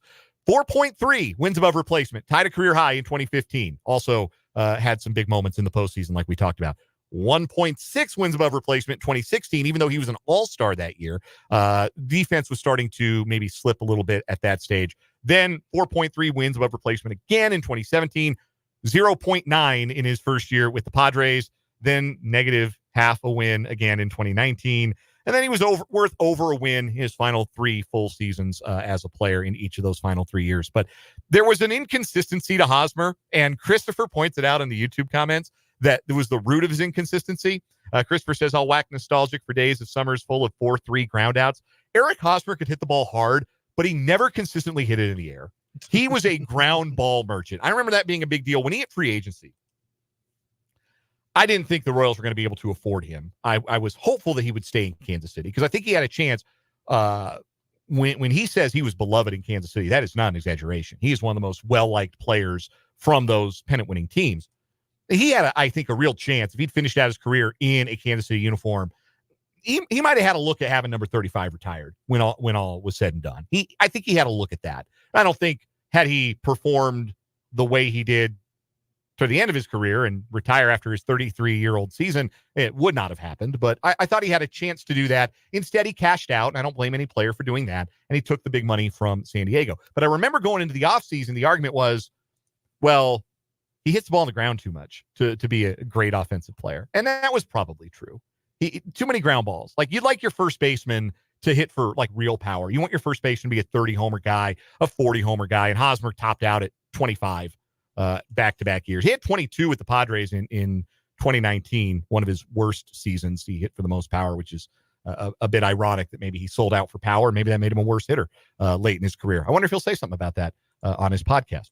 From the 785, biggest thing I got on Hosmer, he saved his infield mates and pitchers a ton of errors. Dude was a vacuum cleaner. Absolutely. 4 Gold Gloves to show for it. First base defense can be an underrated skill. Eric Hosmer, one of the best I have seen, certainly. Also from the YouTube comments from Mark, Hosmer hitting a home run in the All-Star game was awesome. That's one of my favorite memories of him. Won the All-Star game MVP in 2016. Salvador Perez also homered in that All-Star game. So that was 2016 was a fun one to be a part of if you were a Royals fan, even if that season was a bit of a letdown following the championship in 2015. By the way, also fun fact, you know who Salvi and Hosmer, I think, hit their home runs off of? I'm going to double check, but I think they both hit their home runs off of a former teammate, a guy who had been on that 2005 team or 2015 team. I'm sorry. I'm correct. They both were off of Johnny Cueto in the second inning. There you go. My Eric Hosmer memory, 2. I mentioned one of them obviously already. The other one is when he was heading into free agency that year, I thought maybe, just maybe, the Nationals would sign Hosmer. There were a lot of reports connecting him to the Rockies at the time. They were a playoff team in 2017, and they were short a first baseman. But again, guy who hits the ball on the ground all the time didn't make a lot of sense for a team that plays in Coors Field. Yeah. And then obviously where he was basically a National for like 2 seconds, agreed upon for 2 seconds, or rumored to be, it was alleged that the trade was happening with him, and then about 10 minutes later, he vetoed it.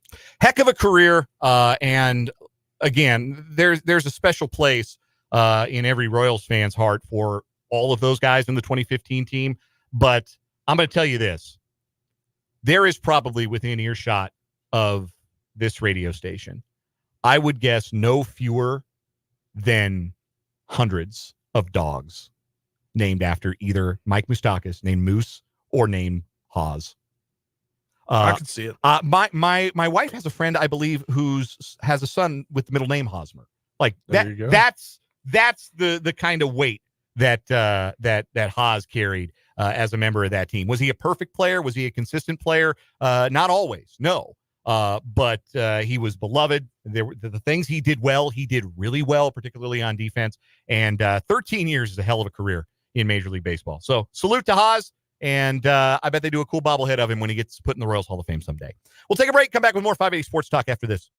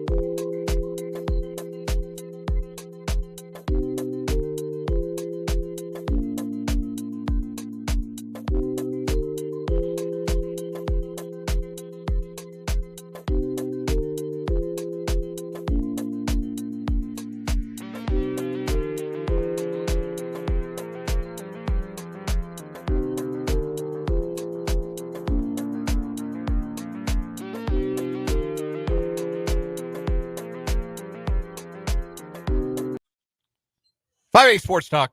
Dan and Spencer closing it out with you on this Wednesday. Brendan's got the Washburn Basketball Coaches Show tonight, 6 o'clock. They start in 10 minutes over on our sister station, Classic Country 106.9 from Skinny Sports Bar and Grill here in the capital city.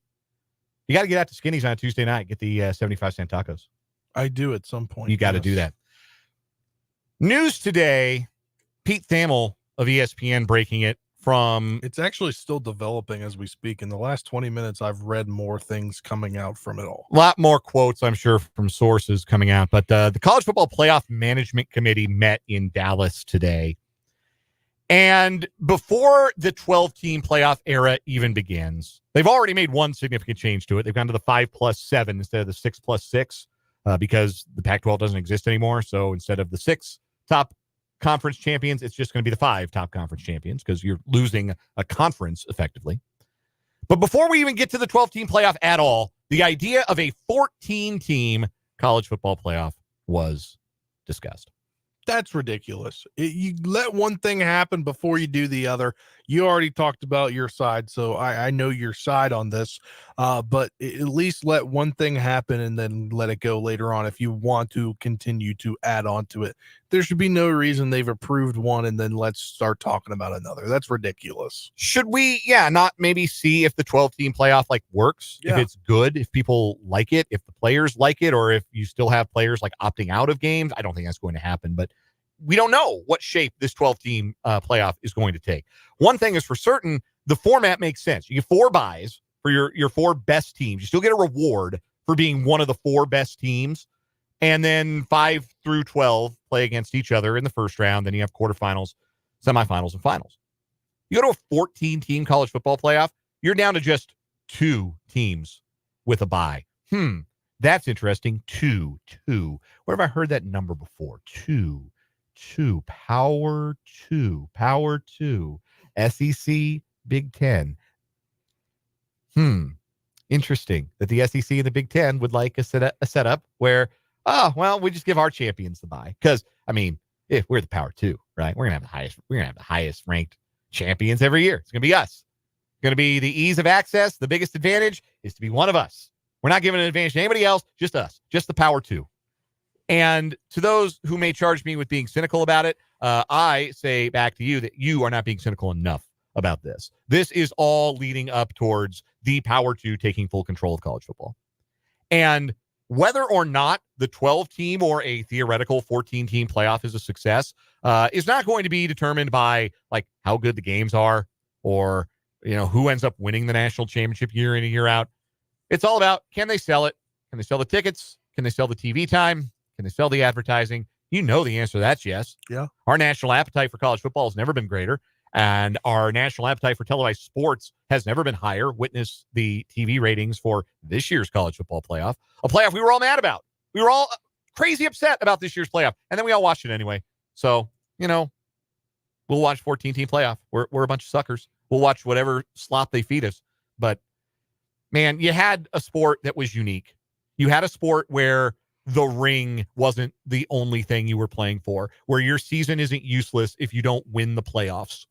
You had the one sport where you could have a good year without winning the tournament at the end. And you blew it up. You blew it up for no good reason. And I'm never going to be happy about it. Final word next on 580 Sports Talk.